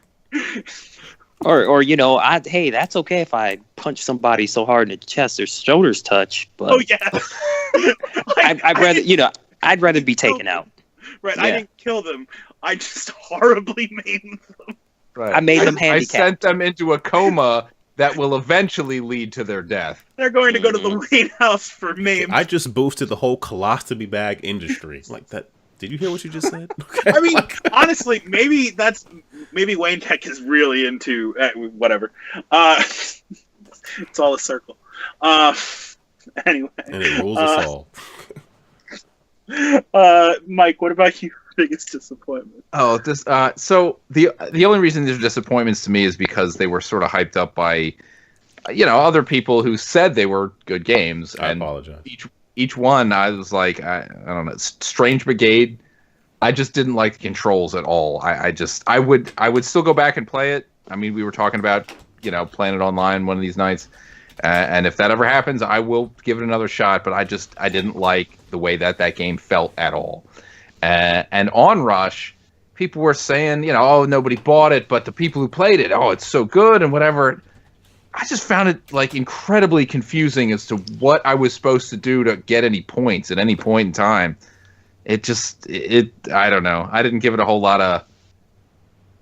I didn't give it enough time, probably, but it was. Someone described it as car Dota, and like that's enough for me to not try it again. That doesn't sound good. That's strangely right. Like it's like you have to stay with the creep, which are the AI controlled cars and blah blah. Like, no, I kind of got that, but like the score, I never understood why it went up or down, or why one team got a point or the other did. I don't know. It made no sense to me. And that's the stuff I'm saying. Like, I think it is very Dota-ish. All right, fair enough. But I didn't. I'm just saying. Yeah, neither of those games were like, I didn't even know they were something until they were released. So there was like no anticipation other than what people said about each one. Anticipation is a great game. I look forward to playing Strange Brigade with I'll give it another try. I just didn't think the I don't game see how either of you will like it. Yeah. So, knowing you as friends. And Lance, what about you, sir? Okay, well, just like Aaron, Shadow of the Tomb Raider. It just, you can tell it's the B team. I mean, the game, it looks good, and it actually, controls well. But the main problem I have is like it doesn't seem like they want to know. They know what they want to do with the story, and then also it didn't make sense because you can upgrade all these guns and stuff like that, and there's hardly any action in this game. Really. I mean, you rarely get into the previous games. They had a good mixture of, kind of puzzle solving and action, and this one is more. More puzzle solvings. I mean, people say, "Oh, we want to raid tombs," and it's like, okay, yeah, you do that, but there was a reason why they kind of went away from that and made it more of a side thing, because it doesn't work in 2018. You need a good balance of both, and it just did not have it. And I think it was also really disappointing because I felt the previous two were really well done. And this one, it just wasn't there. I mean, it's not a bad game. It's a good game. It's not a great game in comparison to the previous two. It's better than most games, but in comparison to the previous two, it doesn't work. I guess You know, it The built-in expectations. we shouldn't be surprised given that even the first one, to me, I would think sold very well, but Square Enix was still disappointed with the sales. So I'm assuming they would not put their best team on something that they didn't think was going to sell particularly well. well, Yeah. even with Rise of the Tomb Raider, I mean, you know, that one didn't do great out of the gate, but man, it was a fantastic game. I did enjoy that one. Yeah. It was really good, and the whole Trinity thing, I'm like, wow, this is cool. And then it kind of continued that, but it just, I don't know, it didn't. I don't know. It just wasn't as good as the previous two, and I had expectations for that game, you know, and I was excited to play it, and I finished it. And, you know, I had a good time. I just wish there could have been a little bit more action, because, like I said, it just didn't make sense to have all these guns and bow and arrow and stuff, and then you don't even hardly get to use them. That doesn't even make sense to me, but yeah, Yeah, I didn't realize that. Keep playing it, and you'll see what I'm talking about. No. You're done. Okay. I don't know. I'll go back to I mean, it. to I'm in no your rush. point, like Crystal Dynamics, I guess their A team is working on that Marvel game. So It better be good, because man, I'm gonna be really pissy if it's not. I just want to know what it is. Like, Yeah, like, me too. give us something. Like, Yeah.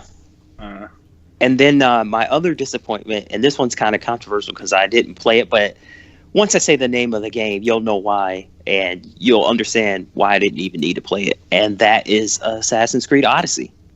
It's just, I'm tired. Wow. I can't do it anymore. I played Origins, and it was just a grind fest. And I was like, you know what?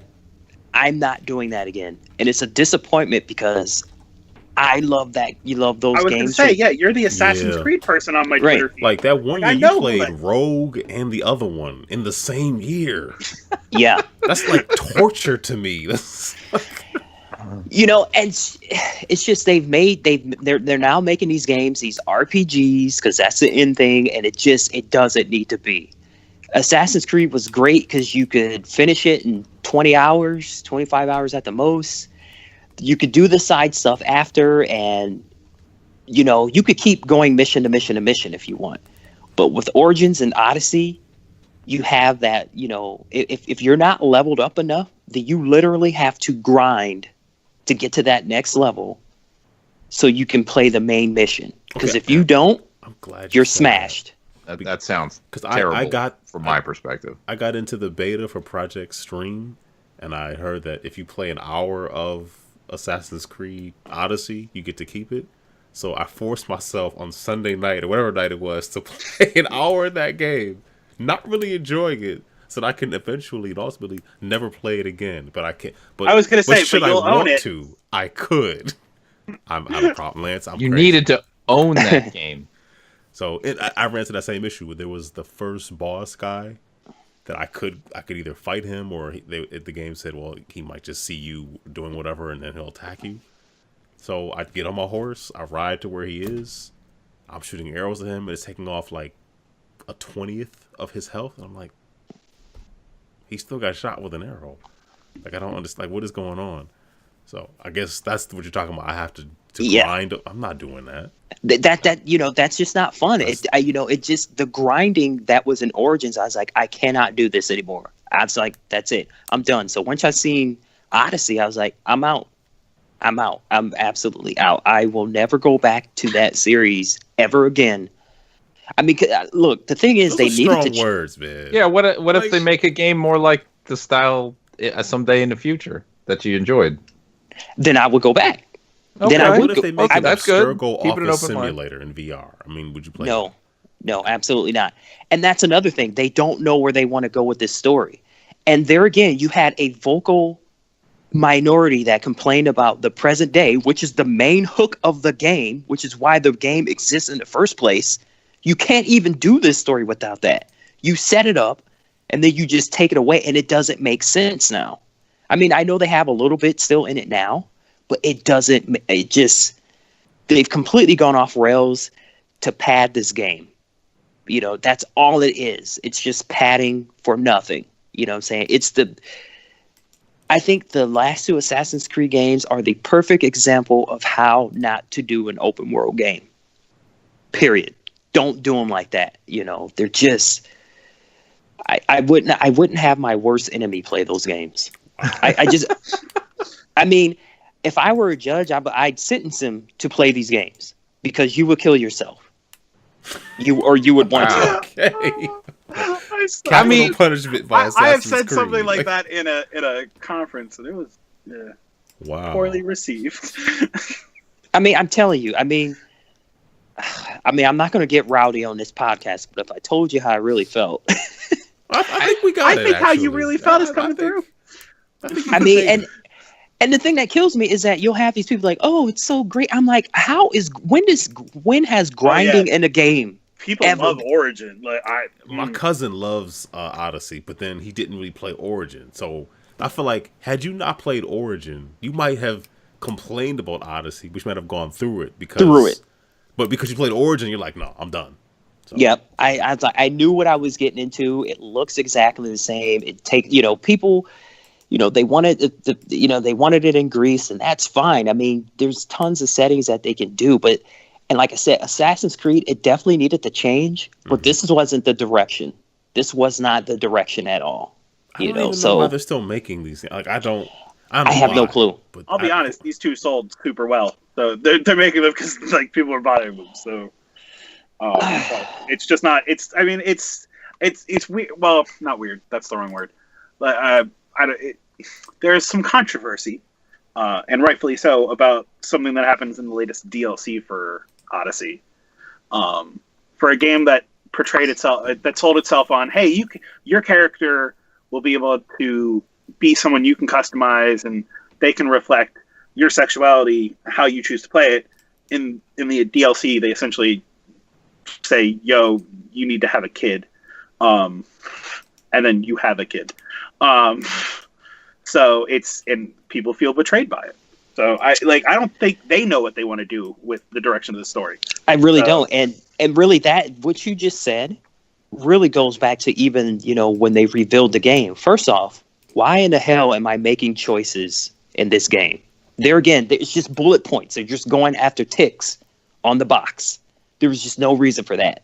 It sounds cool when you say it out loud, but for a game that never had it, that's supposed to have this specific storyline and arc, I don't even know why you bothered. So, yeah, I can see why people are mad because they got to make these choices, and then it just seemed like it didn't matter.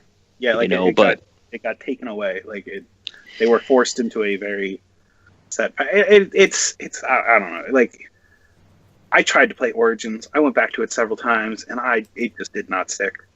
It's because it's not good. It just sucks. That's why I didn't go back to it. I mean, I was in it. I bought it digitally, and I was like, well, I'm going to finish it. But I got to tell you, I mean, because like with Origins, if you were able to do the story missions, that game probably would only take you about 10 or 12 hours. They just padded it with the side stuff that you have to do. I don't like being forced to have to do side missions, and you have to do them. Otherwise, you will not be able to complete those games. So I don't know what I don't know. I'm really starting to hate Ubisoft. Just in general. They just taken this open world game and just I don't know. They've made it bad. Well, let me tell you about the Division 2. No. So I'd rather play the Division 2, honestly. Gotcha. So, but hey, we'll see. But hey, that's how you feel about it. Mm-hmm. So, we are now into our top games of the year. My suggestion would be that each person gives their list, and we can have some talk about it if we want to have a talk, and then we go. Essentially, we'll just do Lance, me, Mike, and then Aaron because we'll just go in the order of the. So we're not doing round robin. I think round robin's real confusing. Also, not everyone has the same number of games. Okay, unless we only do the top 5. Fair enough. I'm fine with only doing top 5. No, that's fine. But so Lance, what are your top games of the year? Okay, now this is crazy because I just talked about this game, but okay, wait, number 5, Assassin's Creed Odyssey. Assassin's Creed Odyssey 2, the sequel. No, so Shadow of the Tomb Raider that is a 5. While it wasn't my while it was a disappointment, That's a surprise. yeah. Well, look, I did can say explain it. Was a good game when you were talking about it. Right, it's a good game. It's just it's good in comparison to a lot of games. It's just bad in comparison to the previous Tomb Raider games. So it's not a bad game. So 5, Shadow of Tomb Raider, 4, Hitman 2, 3, God of War, 2, Detroit Become Human, and Really? then 1, yeah. We'll talk about it if you want. When we get to that. And then 1, Spider-Man. Yes. Well, I guess the question I have for Detroit: Did you learn that racism is bad, or did you already know that going into playing Detroit? Here's the thing. I'm just throwing that out there. Okay. All right. I won't talk. I won't. If you want me to talk about it now, I will. But I can wait. No, Okay. go for it. This is your time. Okay. Well. Okay. So the thing about Detroit is that it just I thought it would be pretty good, but it just for me it turned out to be way better than what I thought it would. And it's like, yeah, I like that, they touched on the racism and stuff. Because, I mean, I don't know. You guys watch the news. I mean, you see what's going on.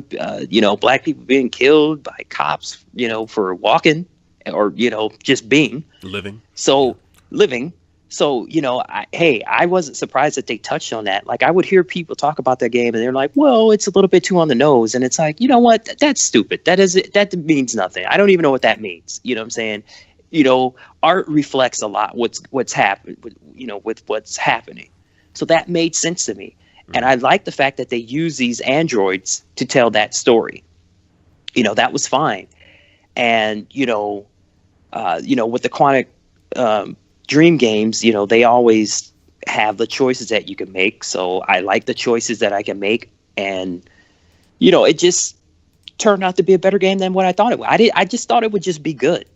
But I had a lot of fun with that game. I don't know.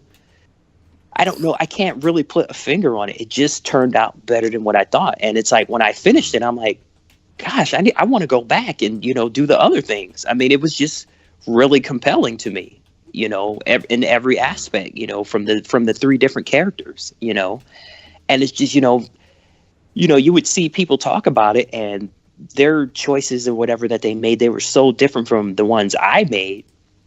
I mean, there's stuff in that game I haven't even seen, because of the choices I made. Mm-hmm. So I just thought it was just really compelling, more than what I thought it was. I knew the basis of it. I knew, it was an allegory for, racism basically, but there's been other stuff like that too. It's like, true. That is so, true. That was fine. On a purely technical level, that game was beautiful. Oh, yeah. It was very pretty.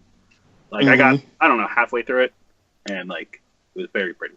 Like, you didn't learn that racism was bad. You only got halfway through it, man. You got finish I only learned racism is. It was... You didn't get to the bad part. Yeah. Right, like, it was that. That's the shocking twist at the end. Man, I'm glad there's only 3 people in the Twitch chat right now, because, White Guy says, I only learned racism is. So, anyway, It's good to be self-aware. There are definitely points to that game that I thought were interesting. It just is also ham-fisted at points. So, but yeah, no, cool. Hey, I think picking Spider-Man as number 1 is pretty awesome. It almost might reflect my number 1. So that game was great. Like it really was.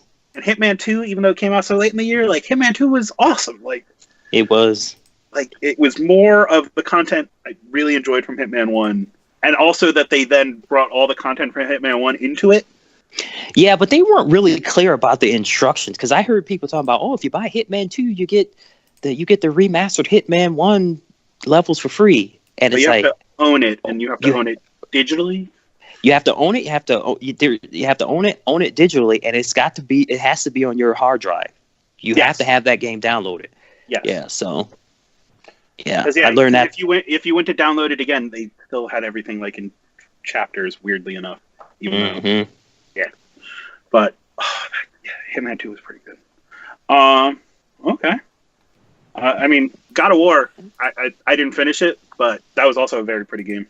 I didn't finish it. I need to. I know what the story is, but yeah, I think I need to get to the part where I retrieve an old favorite weapon. I think that part will, I don't know, getting that I think will rekindle my interest.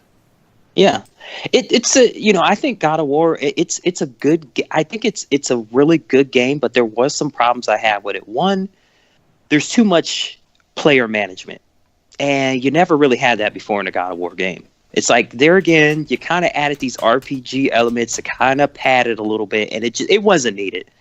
It just wasn't needed. I mean, and the way you get into the menu screens to upgrade him sucked.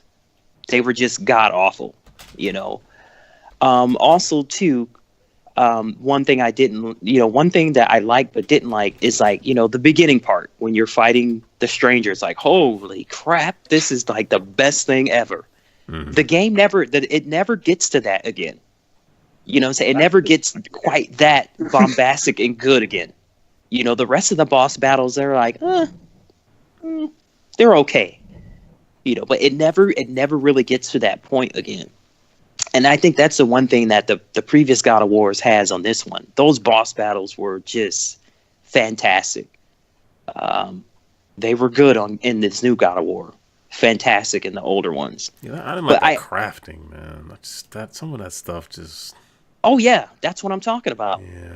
It was not needed. And then it was confusing in the menus how you needed to craft it. Exactly. I didn't know what to do. I'm like, should I add this jewel to the? I don't know. Right, exactly. So you're just, it's like, okay, this is something that, they gave you more options, but they didn't really need to. That's not what God of War is about.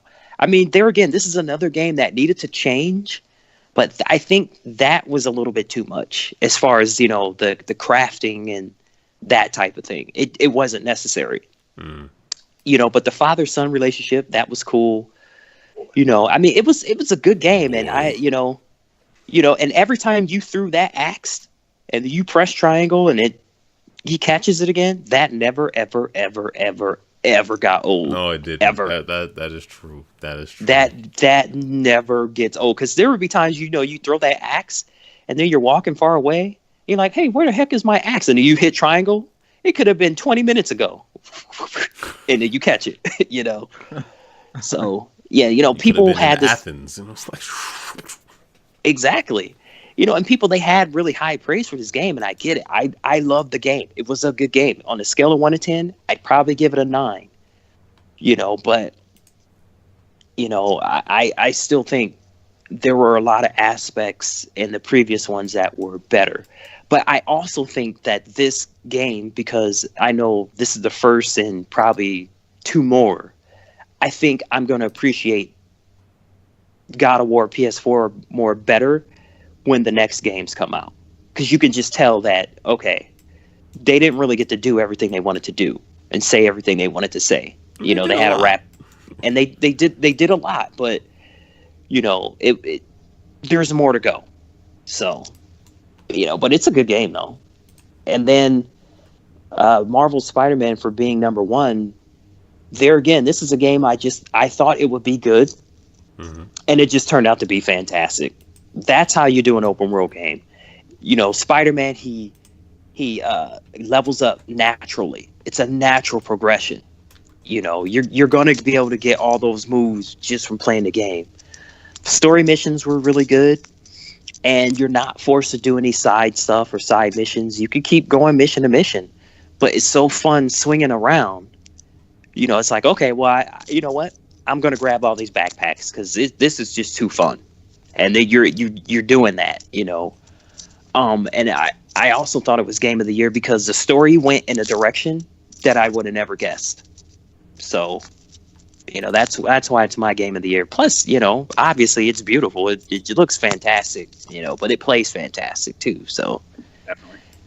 And it's like I heard some people like, oh, but it's a copy paste of Batman Arkham Knight or the Arkham games. It's influenced by it, but it's influenced, but you learn pretty quick in that game. It's like, nope, no, it is not. I mean, obviously, like you said, it's some influence, but they've definitely put their own little spin on it, and because it's a Spider-Man character. I mean, you can do a lot with that.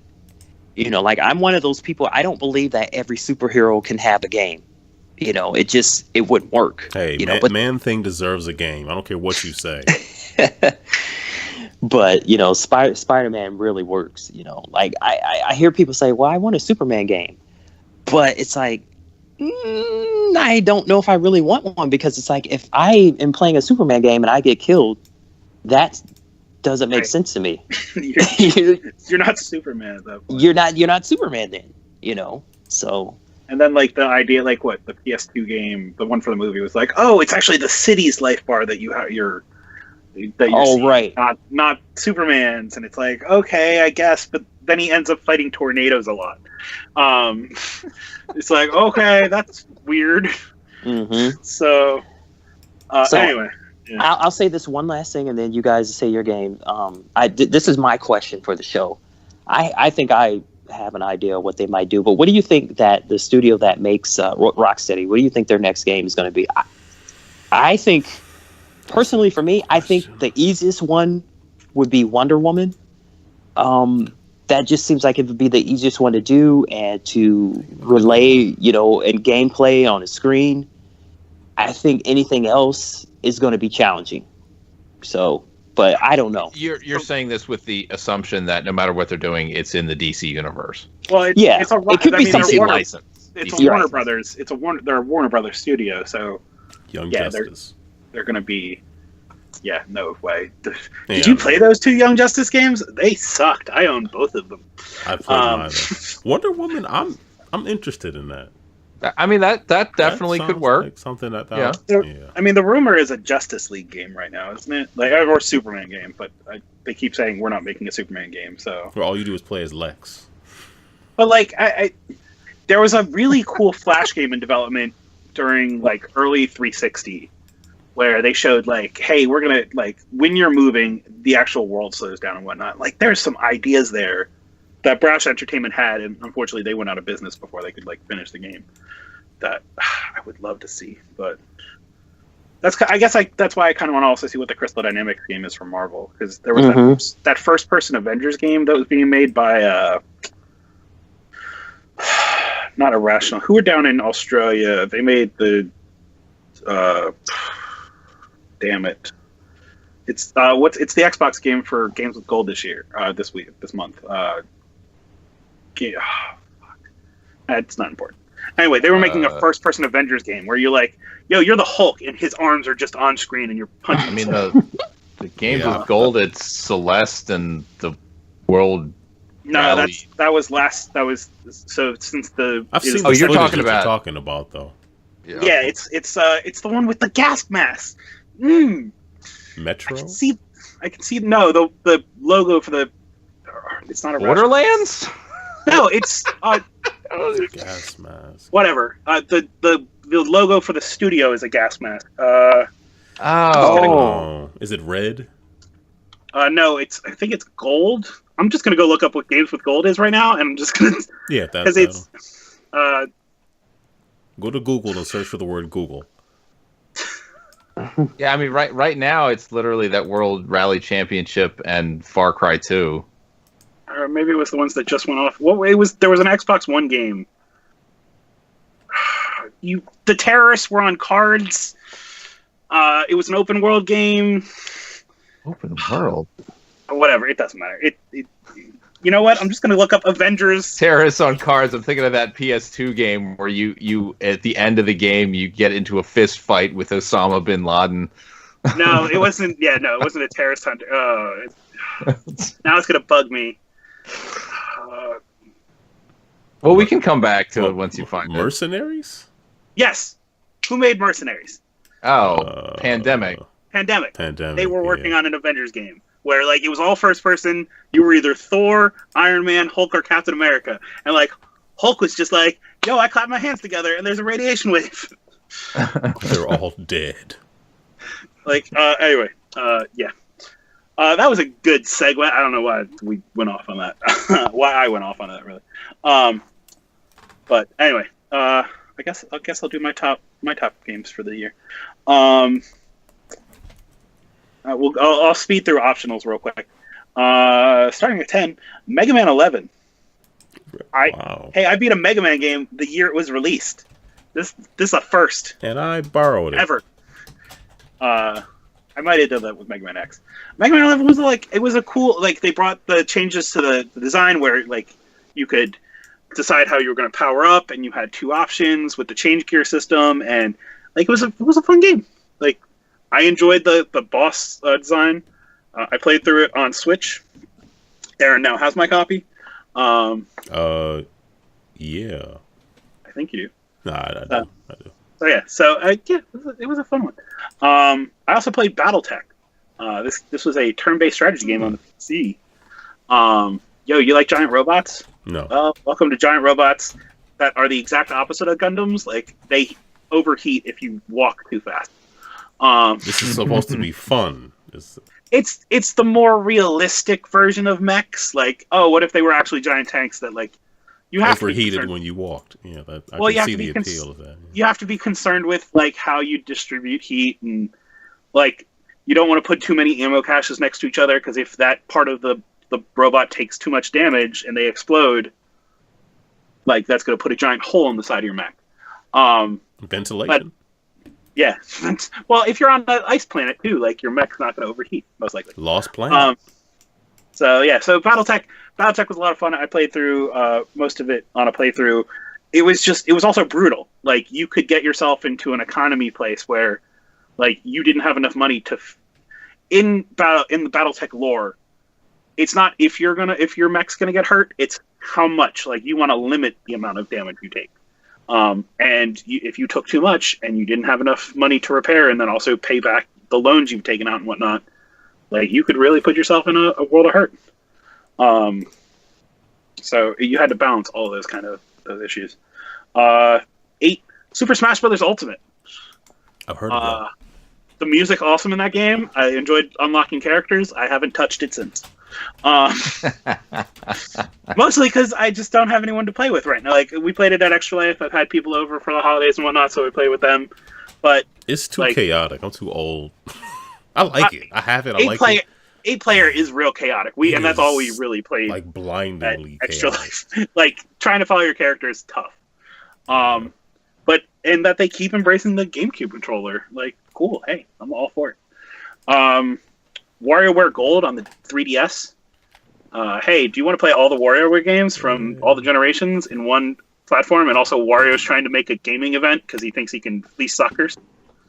That's WarioWare Gold. I didn't think about that. That's a good choice. You replay all the it's all for a week I played that game every night, and I would not go to I would stay up later than I really should have playing it, and you just you get the new ones, and the cool thing about WarioWare is they also visit other game series, because there are characters in that series that are hey, I'm a big fan of Nintendo, so they're oh, hey, this mini game is based off of Wind Waker, and it's just you using the leaf to land on a platform, or all this different stuff.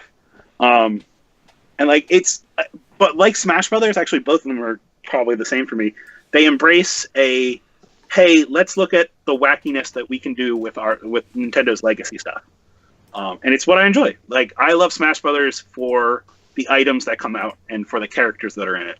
I don't care about wave dashing. I'm never going to be a serious Smash Brothers contender, but not with that attitude. Throw out all 150 Pokemon. So, and a mobile game actually showed up on mine. Donut County. That's a great game. Was a great game. If you didn't play it, it's on most of the major platforms. I think it's actually on all of them now. It's also, I played it on iOS because that's where it first came out. You control a black hole that is referred to as a donut by raccoons that are trying to essentially gentrify cities. Do you realize how this sounds? It's crazy. It's a fever dream. As long as you know. Yeah. It's a game you have to play, but it also has how you interact with the characters via texts is probably what I imagine teenagers talk to each other on text, because I don't know.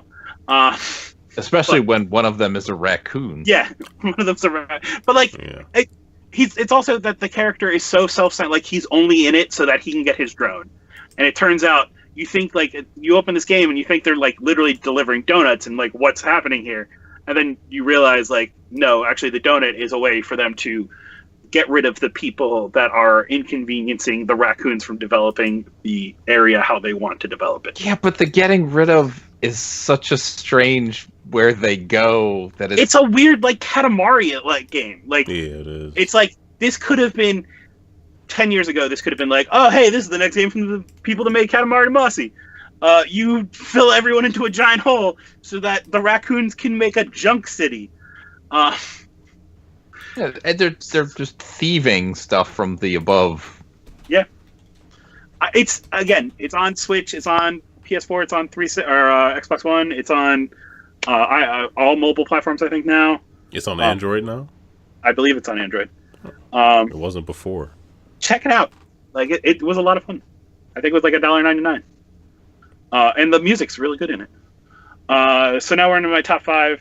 We already talked about Hitman, but Hitman 2 is a great game, and it's a great value, and you should go play it. And I sucked at the elusive mission and almost immediately died. Like, I picked up a butter knife, and they're like, oh, he has a knife, and just shot me. I was like, I was just butter noodle. Anyway, but I played through the whole campaign. I think we played more of it on Extra Life. It is more of Hitman, and that's a good thing. It's like I like that sometimes game developers look and they feel like they need to innovate, and other times they need to recognize like, hey, people just want more content. And like Hitman 2 feels like it is updated. There is more. There are additional features, but at the end of the day, it is more content to that original formula. Dead Cells is another one. I played through Dead Cells. I finished it on Switch. You finished Dead Cells? I did. Wow. How many hours? Let's not talk about that. It was a lot. But I also had started it on PC in early access. I think I won it on something. I forget how I got a copy. It's a game that I started doing 45-minute runs, and I would finish a run, and I'd be like, let's do that again. And that's crazy because I wasted almost an hour. And like there was some progress you could see, but no, there wasn't. But that's okay. Well, you unlocked an additional weapon that you see hanging in the bubble at the beginning. Like that's it though. And I'd still be like, cool, let's go back in here. Let's get to the different bosses. Let's get through this. I've watched a lot of people stream it, and that's part of how I was able to finish it because I started learning like, oh, here are the good combinations for fire damage and whatnot you want to use. It was a great game. Like it was probably, well, I was going to say it's my favorite indie game, but that's not true.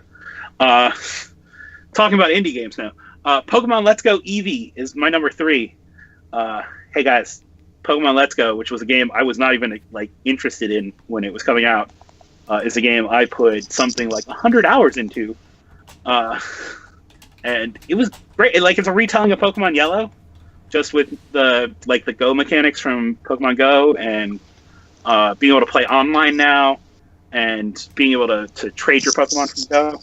It was great. Like I enjoyed the heck out of it, and there are things they can improve, and I hope they do. But the new Pokemon coming out will be more traditional in nature. But even the multiplayer, like I had my nephew come over and he helped me catch Pokemon, and you just like use the motion controls, and it's nice. Like even the little controller, the Pokemon controller, was fun. Last two. We talked about BattleTech and it being like realistic mechs. Into the Breach is a game where it portrays itself as a mech game, but like it could be giant teddy bears, and this game would still be just as fun because the idea is you're just a 3-man team or a 3-person team with different abilities. Like at points you get rid of mechs and like you have jets and whatnot, and the idea is, hey, beat the bugs back and save the world, because there are these giant bugs that are invading called the Vect, and as you go through these different, essentially there's 4 different islands humanity lives on now, and they all have different themes. Like one's the tech island versus one's is like, oh hey, we're trying to save the history of humanity, and the other's the desert island, and then what was the last one? I'm not good at that game, but I like it. It's I've beat it now a couple times because that's how you unlock. Just showing off, man. I said I'm not good at it, and then you tell me beat the game. I was gonna say that's how you unlock other mech teams or other teams for. But the big thing and being good at it isn't a requirement. It's as you keep, let's say, putting your head against the wall, you build up a pilot, and you're allowed to send that pilot back in time. Mm-hmm. So that pilot gets to keep all of their attributes, and you start that game all over again. And you could do that with one of your 3 pilots on your team. So if you're going to lose, like, pull the ripcord, send them back, and start it over. And, like, try to align the, hey, I want the guy that gets more health and whatnot so that I can put him in my brawler mech and start punching people in the face. Like you do. Yeah. So it's a game. You could also play through that whole game on easy and unlock all the mechs and then start, like, trying to build up how to playing through it, because it's only easy and normal. Those are the only 2 difficulties in it. So it was one, again, this is another one that I played. I started it on PC, and once the Switch version came out, I think I was lucky enough to get one. It was good. Like, that game, like, playing on a Switch is great. Like, I'll just sit there, listen to a podcast, and play it. And then my last one, Marvel's Spiderman. Spiderman? Yes, Lee Spiderman. No. With the robots? Marvel Spider. I mean, we talked about how I recognized a comic book based on initials earlier to this show. I love Spider-Man. Like, everything, how they made changes to the story. Like, they reference things from other pieces of Spider-Man lore, but then they make them their own. So, like, when they're talking about the big bad virus that's going to attack, like, in the comics, that's a very specific poison that only works on one person out of everyone because it's genetically linked. But in this game, they changed it, and what they do with Doc Ock, and how Norman Osborn is the mayor, and what's going on with Harry, and, like, it's even the DLC. Like, I'm 2/3 of the way through the DLC, and it's DLC, so I'm enjoying it, but I'm not getting the same rush that I got from the core game. Mm-hmm. But enjoying how the mechanics of being Spider-Man and going around that world and just being able to swing, like, I was talking to friends about it, and my friend's son's playing through it, and I was over their house, and he ignores a police request for help, and I'm like, what are you doing? You're Spider-Man. Go help those people. Like, that game makes me, like, Spider-Man, and if you saw Into the Spider-Verse, you saw this. Spider-Man's life's not easy, but, like, that game makes me really enjoy that life. And I look forward to seeing what happens next. Like, they have such a vast variety of what they could do, and how they introduce Miles, and some of the suit costumes, and how they change the visual style in it. And they could embrace that anyway. Yeah, Spider-Man. That game real good. Can I add one thing to that? Go for it. One thing that they did really, really well, and I hope other games kind of implement this, is I liked how you had those different suits that had different powers, but you could switch the powers for the suits. Definitely. Ingenious. Freaking ingenious. You were not tied to, like, hey, I really like this power set, but I can only use it when I'm the dumb Spider-Man with his head on fire Ghost Rider thing. Like, no, you could put any suit. Now, the only thing that to match that, none of the DLC has additional powers, which is kind of disappointing. Like, you get 3 new suits in each DLC piece, but like none of them have any additional powers. And I get why, like, hey, we're not going to rebalance the game for that. But if that's our excuse, let's talk about Web Blossom, because that is 100% overpowered. Like, you just drop in the middle of gangs, hit Web Blossom, and, like, I don't know, 60 to 70% of them are already out before you did anything else. But that comes in handy, because I finished all the DLC, and some of the basic enemies that you fight in the side missions in the basic DLC, that Web Blossom, yeah. Oh yeah, that's how I like when I went to go, like, clear out burrows. It'd be like, cool, found a crime, drop in the middle of them. Cool, I can leave now. They're all webbed up. So like until you get like the big like the charging guys and whatnot, or the Gatling guys. Yeah, like that game, so good. Anyway, I have talked a lot. So unless someone has some strong feelings about one of my games that they would like to share that isn't on their list, I will pass it over to Michael. All right, I gave people a moment to say their piece, so the 10 through 6 I'll go through real fast and there. But Donut County you've talked about already. I don't think I played as much as Tiny, but I think he said it well, and it's a fun game. It's a silly game, and it's not quite as cheap on a PS4 as it is on a mobile device. So there you go. Bloodstained Curse of the Moon we talked about earlier. Being reminded that it was released this year, I added it to my list. It's a good game. I was going to say, your list is not the same I'm looking at right now. It's not? Oh. It says Lumines on what I'm seeing. Well, yeah, Luminous is what I had put on there. You have Fortnite listed for everything. But yes, it's Fortnite, and then Night of Fort. Yes. No, I mean the Luminous Remastered is. I did put a good bit of time into it, but to be honest, it's really no different than the old game. So I'm happy to swap it out for something that came out. Astrobot number 8. I did not play a ton of this. This is a shock to me because I didn't think you liked PSVR at all. I don't, but that's why like this is like probably one of the better implementations of VR because you don't have to want to like feel like you are the character that you're controlling. It's just a different way of looking at it, and it looks good. And I want to play more of it. I'm still interested in going back to it, and I will. Dead Cells. I do wish I had put more time into it, but I can tell like I really want to, and it like just the way it plays. It's just the platforming, the combat, and everything. It feels really tight and good and just like well put together. Another, it's not a roguelike, but another Metroidvania-y style thing, which is procedurally generated that I did finish, is Chasm. And it's I'm not going to sit here and tell you it is a better game than Dead Cells, but I finished Chasm. I still have to go back. So what I have played of the two, I got more out of Chasm so far. Really? I didn't know you were playing Chasm. I burned through it real fast. Wow. And the reason I did is I put it on easy so I could get through it. I died once the entire game. And that was in the arena section where you had to just, it was what do they call it? Like a gauntlet style of, hey, fight this guy, then this guy, then this guy, and da.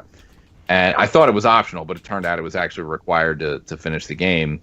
It was fun. Like they stole practically everything from Symphony of the Night. Sounds good. But you know, I mean, even to the point where the animation of swinging a sword, if you told me they just took the pixels from Symphony of the Night and moved it over, I'd be like, yeah, it pretty much looks like that.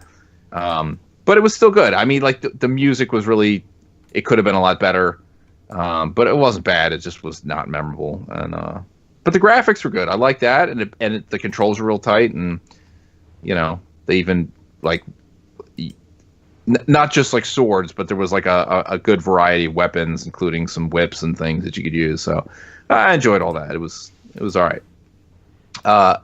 And speaking of Symphony of the Night, Castlevania Requiem is my number 5, which is probably not an obvious choice because they're two games that came out 25 and 21 years ago.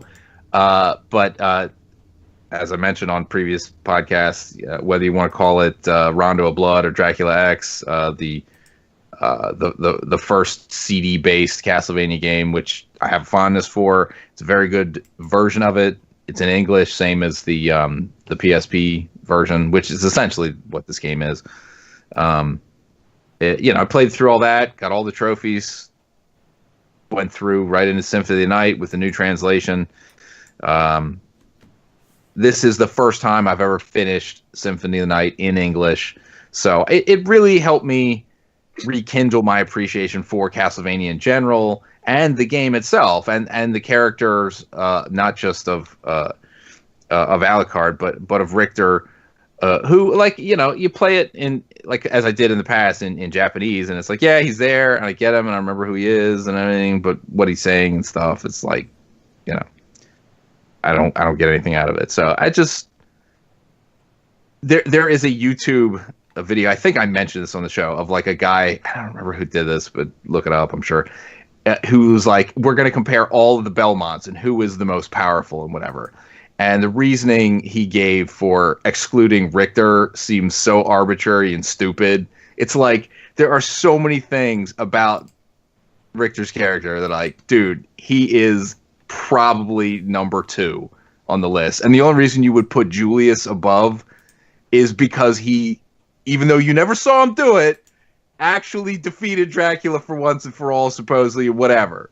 So that's the credit you give for him. Whereas Richter is the one that, like, didn't need the power-ups. The whip was the Morning Star from the get-go. He developed the item crash, or, like, figured out, like, whatever. Like, dude, Richter is so much more powerful than I think people give him credit for.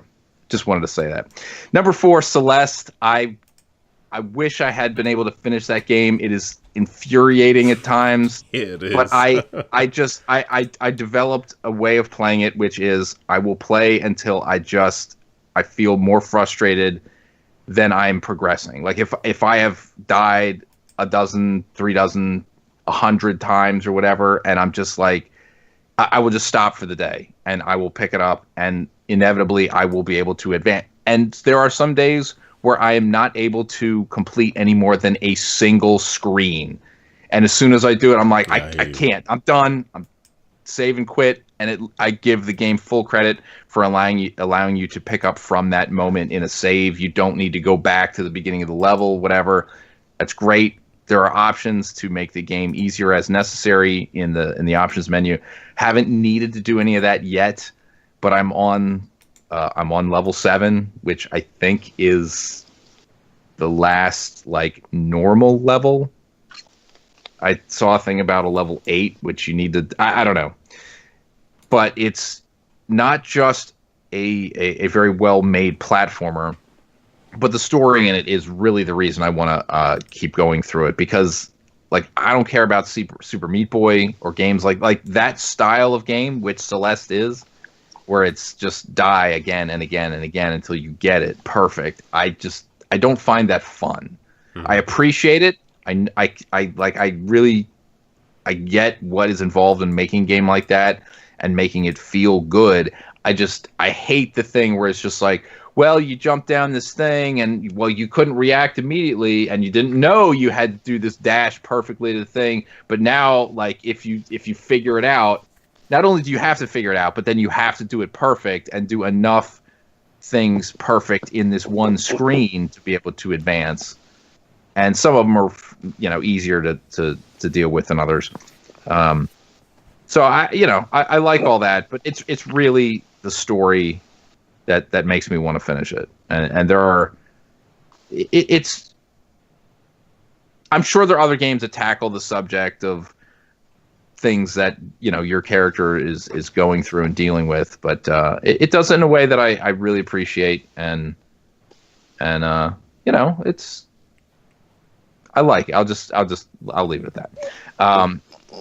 The Black Ops mode, the Blackout mode specifically in Black Ops 4 surprised me to no end. I thought for sure I wasn't going to touch Call of Duty at all this year without a single player campaign. Haven't really gotten into the multiplayer in Call of Duty since Modern Warfare 2. Zombie mode, to me, is something you try like once or twice, just look at it and that's it. So I had no interest in. I mean, I looked at it and I was like, yeah, I don't know. The fact that they reinforce you're gonna die no matter what you do. There is no winning. You're just gonna die. And I'm like, well, then why am I even playing?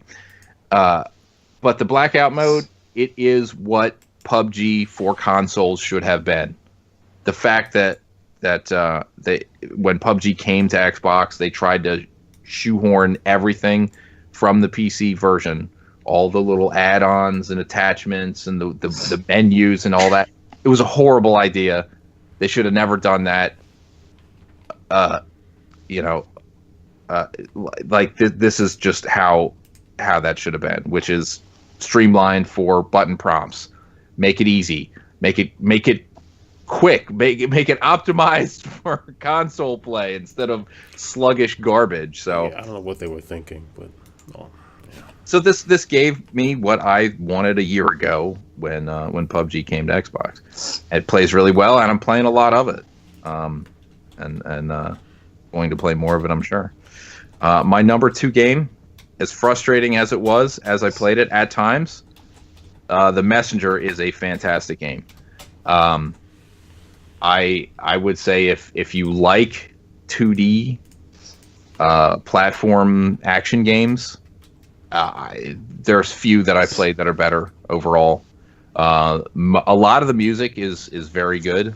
Not like the best I've ever heard. I mean, some days I just start humming tunes from Mega Man 2 in my head because they're all pretty much fantastic. But it's still there's some good music in there. The graphics are really good. There's some nice surprises, and like the controls are really tight and feel really good. But there's just parts of it that are a little more frustrating than I'd like. But I don't blame the game for that. It's because I'm an old man and don't have like the skills necessary to put up with that, physical skills or like the patience. I don't know.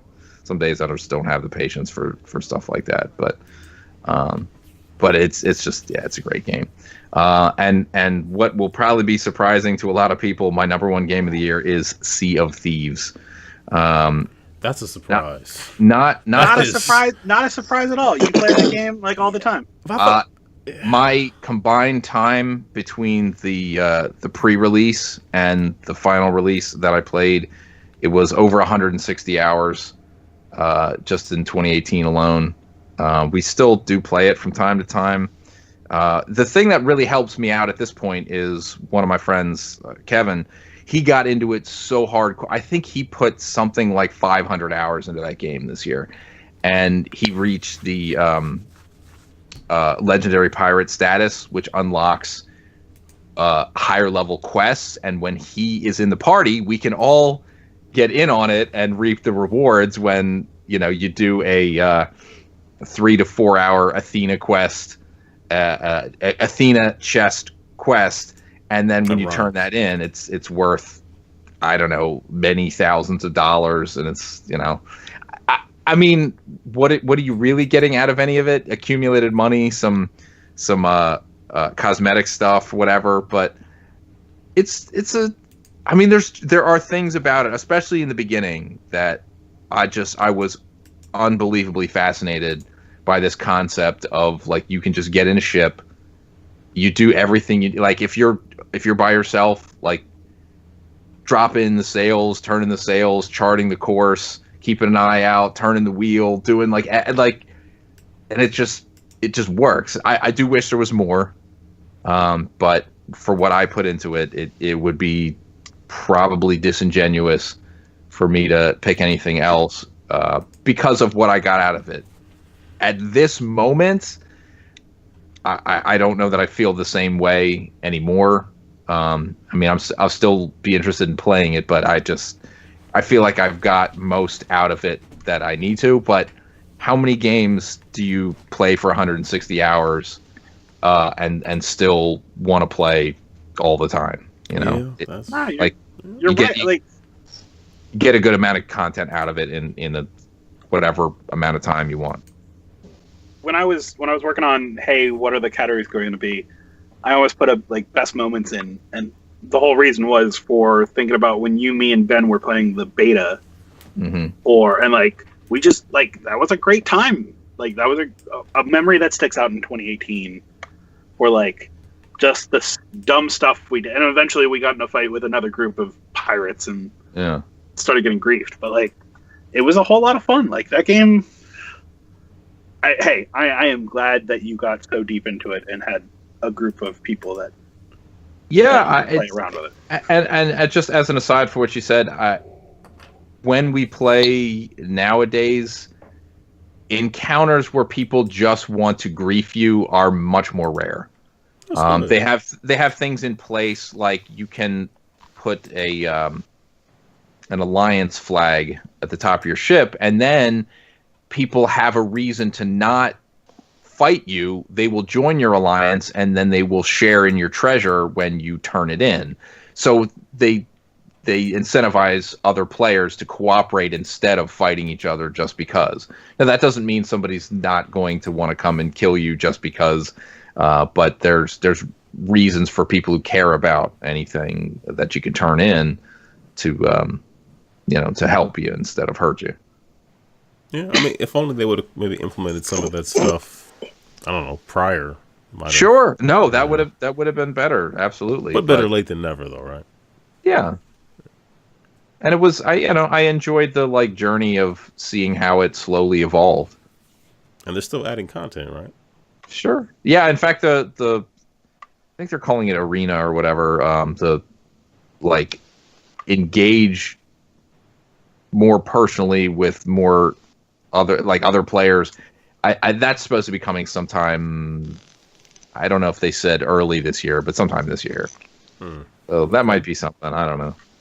I mean, let's not reopen the whole topic, but talk about a game that works perfect for cross-platform play across PC and Xbox. Like, we played that game, and I think Mike, you were playing on a one. I was playing on PC. Ben was on a PC, and yeah, it works pretty well because the advantages you get from mouse and keyboard are pretty minimal. Because it's not a Twitch style shooter. Even when you are using guns to shoot other players, you're probably not at much of a disadvantage using a controller, just because the way that the combat works. Yep. So yeah, there's my list. Cool. Aaron, bring it home, bro. All right. Click on this tab. So I guess only really the top 2 or 3 are really in a place, so whatever. I mean, any of these numbers could really be anywhere. So let me just start off with that weird caveat. Donut County is my number 10. I played it very late in 2018, but just had it was just pure fun. I don't know what it just clicked immediately. I mean, the premise, I thought it was interesting, and the message it was trying to send. I guess in the opposite way that Detroit was. It wasn't beating you over the head necessarily, but it still made its point. So I did enjoy that. It's just fun. Yeah, it did have that kind of Katamari kind of feel to it. So digging that. Runner 3. This game kind of came and went, but I played it on the Switch. I really enjoyed that game. Obviously it was very similar to the other Runner games where they're auto-scrolling. Captain Video auto-scroller kind of deal. Commander Video, yeah. Commander Video, sorry. No worries. And then there's a ton of, Commander Video girl, or Commander Video woman, but Charles Martinez and all these different characters are into the play. It just, I don't know, the boss battles felt a lot different than some of the other games. It just, the way the angle, you could take branching paths. I don't know, it was a real refinement of what all those games are. I really enjoyed it. And I feel like it really didn't really get its due. And I really enjoyed it though. Hello Neighbor Hide and Seek. This one surprises me. It surprises me too. And the reason why it made it is because the kids, in particular my 12-year-old. We really got into the first Hello Neighbor last year, but that game is pretty much broken. We got really far, and then we had key items that just disappeared from our game, and that's frustrating. We put hours into that thing, and then stuff would just vanish on us. So I happen to be, not that I'm special or anything, but I happen to be on Tiny Build's PR list. So they send me keys for things. So we got this in. I mentioned it to her. I'm like, hey, I got another Hello Neighbor. It's like a prequel, maybe telling the story of how the neighbor went crazy or whatever. And we jumped into it, and I wasn't really feeling it at first, but I was watching her, my 12-year-old play it. She was really getting into it and trying to figure things out, and then she had me playing it, and it's crazy. I mean, some of the stuff we had to do didn't really make any sense, but as you keep playing it, it just the more the secrets open up. It was more of this the communal aspect of us just figuring it out together that really helped. It's still kind of buggy, but nowhere near as buggy as the original game. Not even close. So yeah, City of Brass for the Xbox One. It's on everything though, and it's coming to the Switch, I think, in early February. I know one of the marketing things for this game is, from some of the creators behind BioShock, because I know some of the guys who worked for 2K. Well, we're on the team to help develop the first BioShock. It's a roguelite, first person, and Arabian Nights kind of theme, and you go level by level, but there are warps, so you don't always have to start from the first level. But did they change the name of this game? I don't believe so. They added a lot of content, though. I saw something on Twitter where it was up. Now the Twitter account is Uppercut. Oh, maybe it's Uppercut Games is the name of the developer. Yeah, that is the name of the developer. Yeah. Okay, I thought maybe they had changed the name of the game. No, those are pretty cool guys. Like I met some of them at PAX East last year.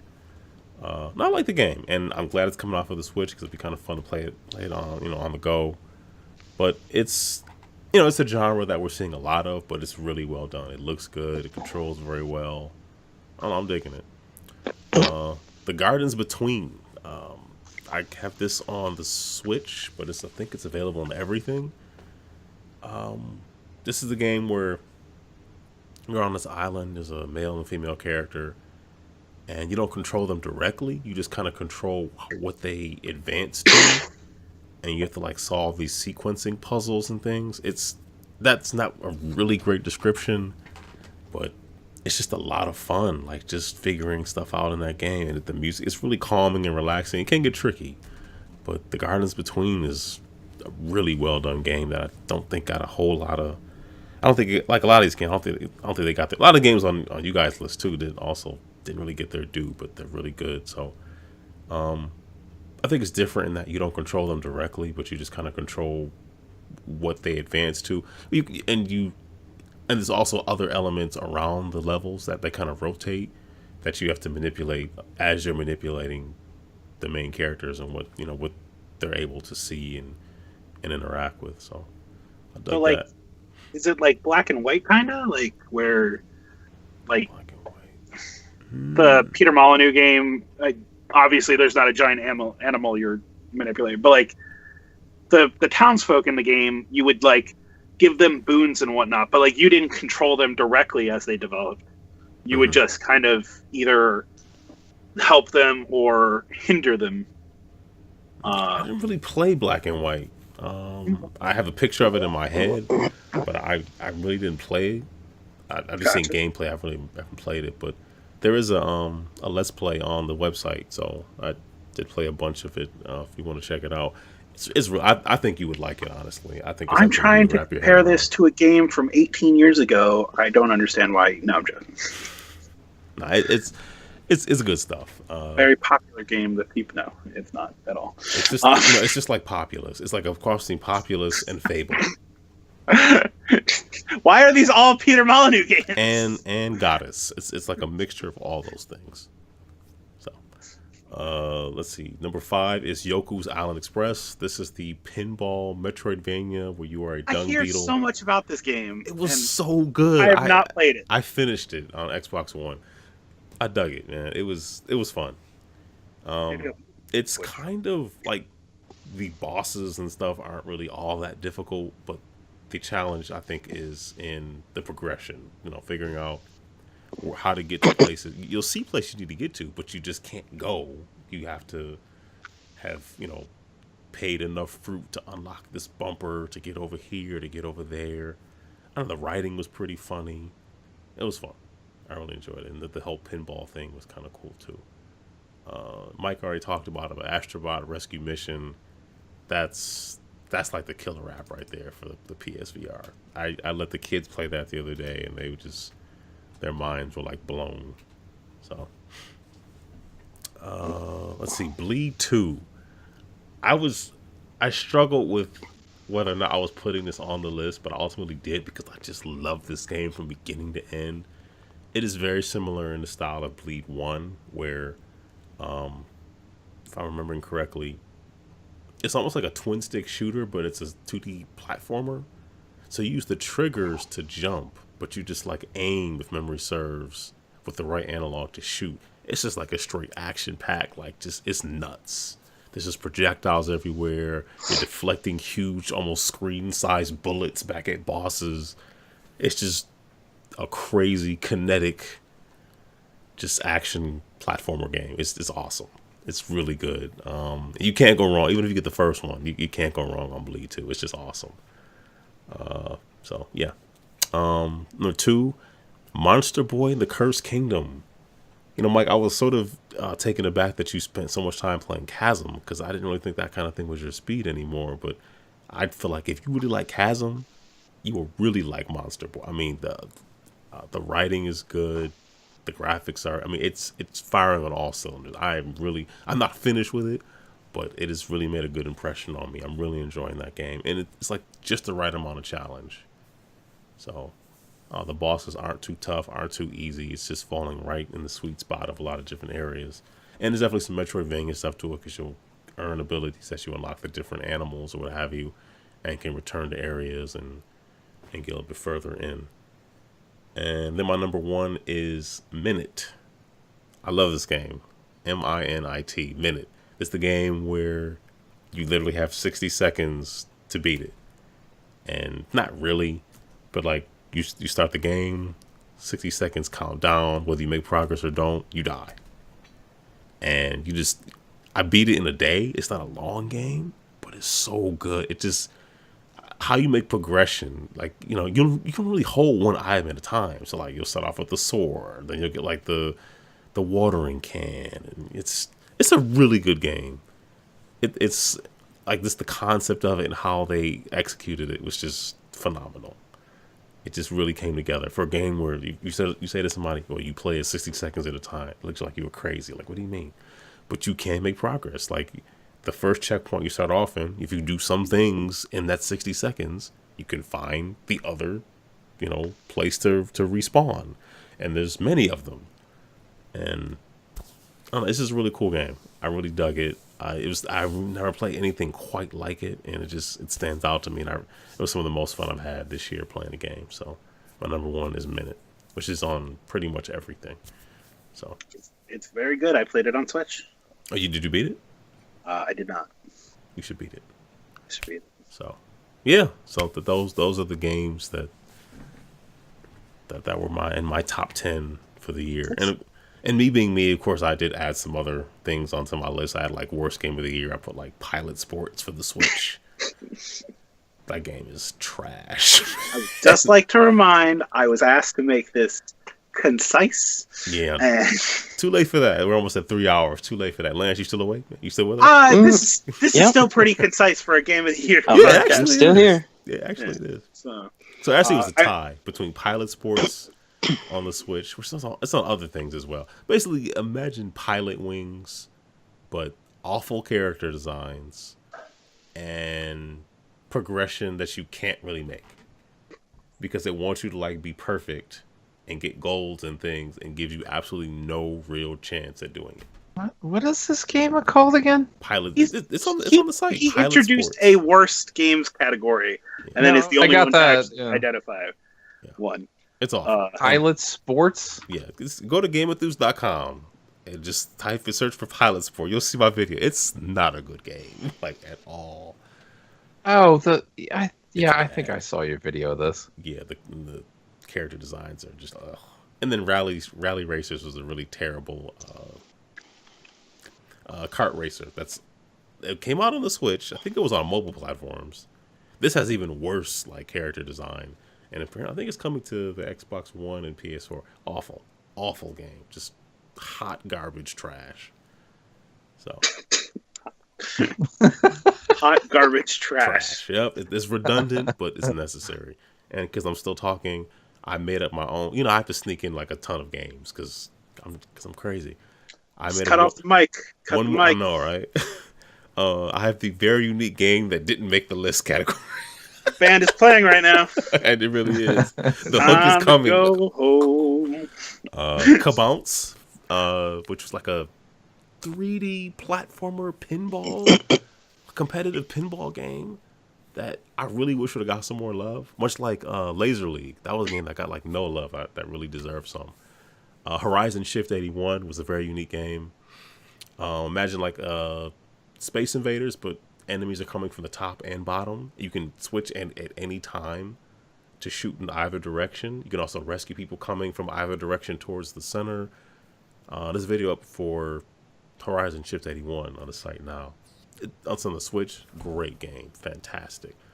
And then one that everybody talked about, but I didn't quite get into it enough to put it on my list, which was Gris. Gris. I started playing that on the Switch. Very artistic game, good music, but I'm not far enough in it to really justify putting it on the top 10. But awesome game. And there's other things like Space Day was awesome, Semblance was awesome, Iconoclast was awesome, Flipping Death, I need to go back to that because that was awesome as well. And The Messenger, but it didn't make it. And Moss almost made it, but not quite. And Mike, I'm glad you put Celeste on there because Celeste was on my list, but then I feel like I didn't play enough of it to justify keeping it on there. Yeah, I really wish I had finished it before the show, but I couldn't. If I tried to just hammer my way through it, I would have drove myself mad. I understand. I understand. Absolutely insane. I definitely understand. So I'm going to shut up now. That's well, I guess maybe not. I don't know, but I'm done. So Are you sure? Because I won't sneak in any more games. I'm trying to look up the Oscars, like get off the stage music right now. So, one, get out of here. So yeah. So we'll have all the lists up on the website. I don't know. I thought 2018 was a pretty good game for year for games. I'm just. Spiderman was so good. Anyway, let's close this thing out. Yes, let's. All right. Lance, any shout outs or you want to say on the way out? Well, first off, shout out to my wife for always supporting me, and I support her, and just let me be me. I always hear about these guys complaining, oh, my wife doesn't let me play games, or she gets mad when I play games. My wife, she just could care less. Matter of fact, she's been playing games lately. She has her own PlayStation 4 and stuff, so she's going through Uncharted 4 right now. Wow. Is she doing a pacifist run, or is that not possible? I don't think that's possible. She loves shooting people in the head, so that's usually the first trophy she gets for every one of those games. So, shout out to you guys for having me on again. Thank you for joining us. Yeah, no problem. I'm going to, after this, I'm going to play, get on this Onimusha. Started playing it yesterday, so. I was thinking of picking that up. It's only $20. I'm surprised by that. Because normally you think they try to get away with like 40. But Capcom, they could have, I really wish they would have just spent more money to redo it from the bottom up. I know what they're trying to do. They're trying to gauge interest. And I would have rather them do just a full-on remaster or just do a new Onimusha game. Mm-hmm. Period. Just give it a shot. You know what I'm saying? People, they're also crazy and happy about Capcom right now because of the games that they're doing. But it's like, well, yeah, it's just another Devil May Cry, though. It looks good. It plays okay. Yeah, Resident Evil 2. Yeah, I'll get that, too. That's great, but it's. I already played Resident Evil 2. They don't really innovate. Yeah, I'm glad you mentioned that. It looks great, but I don't see why I would get hyped about it. I just don't. I mean, I played the one-shot demo Resident Evil 2, and it's like, okay, yeah, sure, I'll get this because it's January. There's nothing else to do. It comes out. It's what the 25th. I believe so. I have the full weekend. I have every other weekend off. That's my weekend off. It's a day for my birthday. Sure, why not? I'll get it. Sure, but they're not really innovating. I guess I'm surprised to hear that from you, Aaron. Why? Because it's like RE4. It's Resident Evil 2 with RE4, like with the mechanics of RE4, and but RE4 was so like RE4 is so much better than RE2. Just making it look like RE4 isn't enough. The story of Resident Evil 4 is better than the story of Resident Evil 2. You really think so? Why am I saying? No, I mean Resident Evil 4 is to me is superior to Resident Evil 2. Okay, that's just that story. Whatever. I mean zombies. Well, I mean, I'm just gonna say, hey, we sent the secret agent in the Secret Service guy in with no equipment, and 2 cops that immediately die.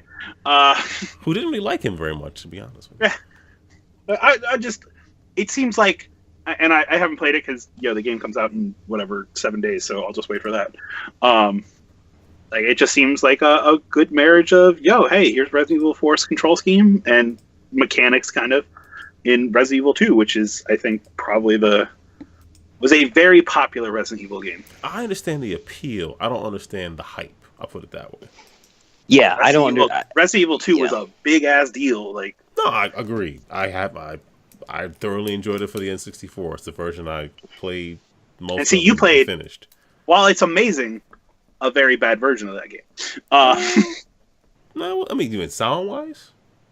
Sound wise, FMV wise. Well, yeah, it was content wise. The controls can't be anywhere near as comfortable as on the PlayStation either. No, actually, they let you use the analog in a better way. I thought they made it easier.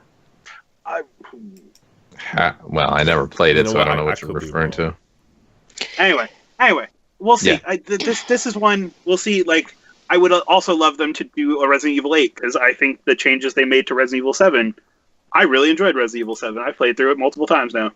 I didn't finish Resident Evil 7 to be honest with you. So good. I will never play that one. I can't do first person Resident Evil. Play it in VR. Nope. You'll vomit faster. I'm sure, but the other ones, most of them I played, and finished, but like I said, Capcom, they're not really innovating. The Onimusha remaster, sort of, that's what I would call it. I loved Onimusha. I love those games.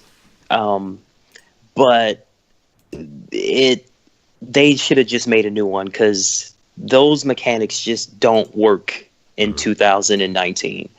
And they did something really, really, really stupid. You can play with the analog, or you can play with the old tank controls. That's what they even call them. When you go into the menu, they call them tank controls. But obviously you don't want to play like that. So you're playing with the analog, and you're moving with L3, and it feels good. But the problem is, the map is also assigned to L3. So you'll be in a battle, and you're into it, you're moving, and then the map comes up. And it's like, nope. Okay, when you say L3, you mean pressing L3 as a button, or moving L3? Pressing L3 is a button. Now you automatically do that, just because you're playing and you get in, it gets intense, and you press it down by accident all the time because you're trying to move, quick or something like that. And it's like, I don't know whose idea it was to assign the map to L3. I mean, that was just the dumbest thing in the world. I don't get it. And you can't change the controls. There's no option to change the controls. You either play with the analog or you play with the, the directional pad. But when you go into the settings, you can't literally change the controls. I'm like, come on. I mean, you could have did better than this. If you want to gauge people's interest for this game, they're going to play this version because there's going to be a lot of people that's never played this game. They're going to play this version. And they're like, no, this is crap. I don't want anything to do with it. So they should have just put a little bit more money into it. But it's not bad. It's still fun. I'll play through it. I got through the water torture puzzle. I hate that puzzle so bad, but I, did that, and I was like, oh, okay, well, yeah, it'll be easy from here. So, you guys remember that puzzle in that game? I don't have any nostalgia for any Onimusha. Yeah, I played like an hour of that game way back. Okay. Yeah, I mean, basically it's Resident Evil with samurais, so That's what that's I all always it is. thought about it, but I never have a PS2 either. I mean, I have one now, but I didn't have one when it was new. So Okay, yeah. Well, it was kind of a big deal when it came out on the PS2 because it was the first PS2 game that sold like over 1 million copies. So, yeah. But anyways, that's all I wanted to say. Thanks you guys for having me on, and it's good talking to you guys again and stuff. And no doubt, same here, man. Yeah, glad to have you. And it's think refreshing to you're hear on a you pretty good disparage streak. an Assassin's Creed game. oh yeah, I gotta say, like, it's refreshing. Like, I know it's like, hey, if another one comes out and it's garbage, I'll gladly get on here and tell you. I mean, you defended Unity that one year. We all were concerned, like. But you know what? Unity? I mean, the really bad thing about Unity was, there were people that were taking pictures of the glitches, which I didn't, really run into, but I think the direction they were heading in with Unity, with the controls and stuff like that, they were heading in a right direction with that. They just needed a better story, but the controls were better, and they didn't, tag on all these stupid RPG elements not that I don't hate RPGs, but I just don't think every game needs to be an open world RPG. It's like every game is open world. Every open world game has these RPG elements, and it just doesn't need it. This podcast has RPG elements. It does. So, yeah. Yep. So when the next Assassin's Creed comes out and it's garbage, I will gladly let you guys know. So, yep. I finally saw the light. Gotcha. Yeah. So you know this reference. All right. Mike. I do, as always, encourage people who are eligible to donate blood, and if you have any pets, to have them spayed or neutered. Help control the pet population, as some like to say. So we need less stray cats and dogs, what you're saying? Yes. Okay. All right. It's part of it. I don't know where we're going here. So okay. Yeah, I don't know either. I'm at a loss. So I don't know. It's Tiny. You're next, right? Yep. Hey, it's 2019. Guess what that means? Yo, it's time to start talking about Extra Life again. So if you go to extralife.org/team/GameEnthus. Is the website up? It is. I went to it earlier. It wasn't. The link was not yet because they only released them a couple days ago. Oh, I went to it hours ago and it wasn't working. I just literally refreshed it because you have to reserve a custom URL. Anyway, Wolfmeister99 says hi. Hi. So if you click on that link that I happen to put into chat, go there, sign up, join the GameEnthus team. We have new team members already this year. And raise money for your local Children's Miracle Network Hospital. There's 170 of them across Canada and the U.S., as well as 4 international hospitals, so anywhere in the world. And 100% of the money you raise goes directly to your children's hospital, and 100% of it is supporting them doing work. So, for example, at my hospital, Child Life Services letting kids be kids while they're at the hospital. And aside from that, I don't have a lot else to talk about. So yeah, check that out. Aaron, why don't you take over now? Just one more thank you to Lance for joining us once again. We definitely appreciate just your time and getting a chance to hang out with you, man. It's good stuff.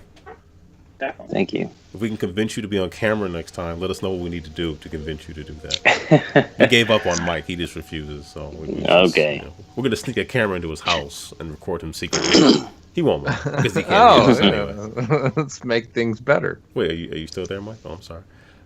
Thank you for the listeners, folks who came into the chat, make comments, ask questions. You always make the show better. We appreciate that. If you want to leave us feedback, you can always leave us a voicemail at 202-573-7686 or email us at podcast@GameEnthus, Assault Suit @GameEnthus, Tiny @GameEnthus, or Aaron @GameEnthus, all.com. Tiny415 at GameEnthus.com. Sorry, Tiny415 at GameEnthus.com. Excuse me. Thank you. Tiny at GameEnthus doesn't go anywhere. That is true, but we can arrange that. But that's a whole other thing. Talks about a sequel to Coming to America have resurfaced. That's nothing to do with anything. I just thought about it just now. I wanted to say it. Why? Money. Why? The quest for more money. That's the best I got. But it's been years. It's been like it's been 30 years. It really has. It really has been 30 years. You're right. The quest for more money. Yeah, Oh my god. They're what? Ivan Reitman's son's gonna make a new Ghostbusters movie. Yeah, that's Kill it. Just kill it. Yeah. Murder it. Shoot it. Bury it in the ground. Dig it up. But don't and bury it. Shoot in it the and pet kill it cemetery. again. Just bury it somewhere else. Yeah. Tiny recommends you watch Bird Box because he loved it so much. You can check out this show, more shows on Spotify and iTunes and the Google stuff, and just go to GameEnthus.com. All links that will be there on the right side. That's pretty much it. I'm rambling at this point. Check out some of the YouTube stuff. I'm putting up videos almost every single day. A lot of Let's Plays, stuff you've heard of, stuff you haven't. Played a game called Job the Leprechaun the other day. It was kind of fun. It's about a leprechaun named Job. It's making a statement about society. Oh, is it now? Leprechaun society? I don't know. He's not a leprechaun in the game, so I don't know what that means. I'm rambling. It's late. If you made it this far, thank you very much. Lord willing, we'll be back next week to talk about more games and stuff. So that's it. Hey, Aaron, I got a joke for you. Please do tell. Why does the chicken coop only have 2 doors? I don't know why. Because if it had 4, it'd be a chicken sedan. Good night. Wow. Lance, any final words? I don't know.